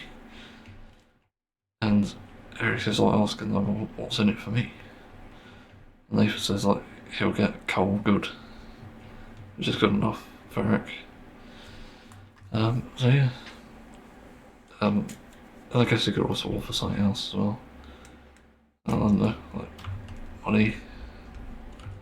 I don't know, like something. So yeah, it's basically happening. And I think the entire plot would revolve around ways that each of them are getting back at, like, each other. And I think this is where it gets pretty funny and pretty interesting. Basically, Nathan's plan, he ditches Mimsy just to work alone, just in case Mimsy was the cause of his problems as well. So obviously he can't correlate things now. And he sets up a profile of Carl to get back at him, because Carl apparently has a girlfriend. I forgot to mention that. That should be mentioned at the beginning of an episode. And he sets out to show it to his girlfriend as he's found this out, and even spying on him, saying that he's messaging this girl. And yeah, his girlfriend does break up with him, so that happens. And now Nathan is basically just torturing Carl with just different ways to spy on him and get info, even going as far as to blackmail him. So it'll be something like that. But I think, in terms of, like, the Eric plot, I think this is where it gets funny. He could literally set up a profile, or 2 profiles rather, pretending to be these prostitutes. Like, he pays prostitutes to be in a photo and gets them to actually meet them in person, meet Timmy and Jimmy. But the funny gimmick is the prostitutes are actually named Temmie and Jenny, and they're pretty much there, not the opposites, but, you know, same things. Like, Temmie's in a wheelchair and says Temmie, and Jenny's a bit like Jimmy, also uses crutches, doesn't have good use of legs, and is stuttering, but they're older than them. It's like a funny gimmick, and I'll say that's sort of the prank with Eric doing this. So he wants to get back at them for Nathan's sake, so Nathan could get on with Kyle. And obviously giving each other progress updates and pictures as well. And they're quite satisfied with the outcome so far. And then I guess that could be like a sort of ending the episode. Obviously there's more that could happen, like Eric can try and steal both Timmy's wheelchair and Jimmy's crotches. And the funny thing I thought of this as well, it's pretty genius in a way, is that they both have a backup, and basically despite Eric doing this, also the plan with the prostitutes goes wrong, I forgot to say. So Jimmy's there obviously thinking like he scored some great pussy, for fuck's sake. He doesn't know the difference. As per that episode before, just to be clear. And then they just go out, sort of,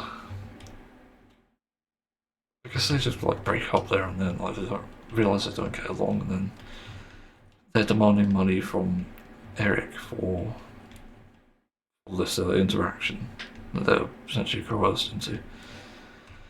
And Eric refuses to pay them, so they get back at him in the way that we know Nathan gets punished for it. And yeah, you can imagine what that entails, and it's like, no, please no. It's cursed. Yeah, I'm trying to think what else could happen there, but other than the Eric thing, there's obviously a lot to flesh out with the Carl subplot they put people on there. With Eric, it's like he could steal their mobility, basically, in a way to get back at them for Nathan again, as I said. Yeah, let's get into the backup, that was it. Timmy's backup is actually, in this scene, obviously, it'd be like a silhouette as is Jimmy's. And the backup crotch is the backup wheelchair, or supposedly wheelchair, do we know? We don't.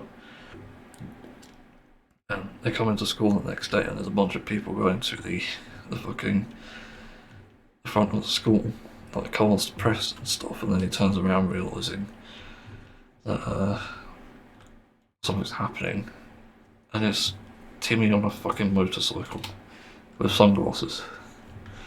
It's like his backup is like a electronic trike, I guess. Actually, it's probably the better version.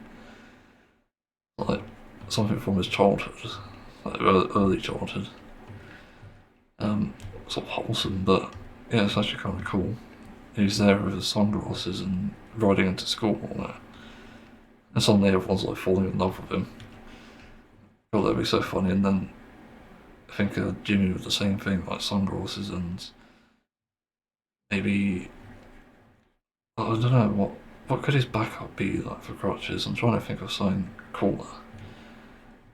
Like maybe I don't know. Like I was trying to think. What would be a good backup? I'm trying to think of like something famous he could use, like some certain type of crotches, like maybe something old and something new. Like Gandalf's stick and something like that. I can't think. Yeah, one of them could be a Gandalf stick, and the other probably a memento from history or something. Like something old but tough. Those are like his crotches essentially. And you know, he's now suddenly getting the attention of every girl in school. Like they all are. And it's also affecting the classroom that Eric's like, no, this can't be happening. And Nathan's doing a good job with Kyle, and for some reason Eric's failing. Like everything's going wrong. But that's about as far as I got with that. And I think that's quite an interesting concept for an episode. But yeah, like there could be something there in terms of writing it, making it a reality. Like even though the things are successful for Kyle, I think in the end he could actually realise in the end that he doesn't actually need a girlfriend anyway. Like he's got his friends to care about. And yeah. Like literally, that's it. Obviously Timmy and Jimmy actually do find love in the end. That could be one of the twists, but in an interesting way. Like, why not just switch the gimmicks and have it be like Timmy with someone who's like Jimmy, and Jimmy is someone with someone like Timmy. Like, that'd be such a cool twist. It'd be like that massively backfires and Nathan is pissed off at Eric, and then, yeah, in typical fashion, I think at the end, like, something disastrous happens to Eric. It's already been hospitalised a lot, so maybe not hospitalisation, but something like that. Something severe enough, like Nathan's. Also, we already had the got that scene with the prostitutes. So maybe something a bit worse than that. I'm trying to think. I'm not sure. Maybe his mum could be doing something. I don't know. But they don't do much with Leanne anymore in the series for some reason. I'm a bit confused about that. She's just there. It's not really doing much other than telling Eric off, which is a good sort of character development. There's nothing else. It always feels a bit empty. I'm not sure. That's all I can think of for the moment. If I were to write it, it'd have to be more fleshed out. I think I need to be able to think up of more things like this. This is where obviously having two writers is like a match made in heaven, essentially, because you can come up with ideas for each plot. Obviously, as you're explaining it, I'm sure people could probably comment ideas. And they make up things that way. And you can actually make a pretty constructive plot, I suppose. So in the end, like, even though Nathan was successful in this episode, he could try and like beat up Eric, maybe. I don't know. Is that something? Or he can bring his curse to Eric. Like, actually tries to think of sabotaging Timmy and Jimmy himself, and then gets Eric caught in the crossfire. I don't know. There's different ways to go about that, but it's also an interesting way for the two to meet up and talk, I suppose. Like, it's such an interesting combination as well. I think that would be a great idea for an episode, if it ever does become a thing. Also, Eric uses AI for the fucking profiles, because he couldn't find anyone at first, but then he finds them. He actually finds them in person. Just like, Jesus Christ, finds the actual prostitutes that look like them. Yeah, it's just a lot of things you can do with that. I better move on. Thanks for watching, guys. See everyone another time.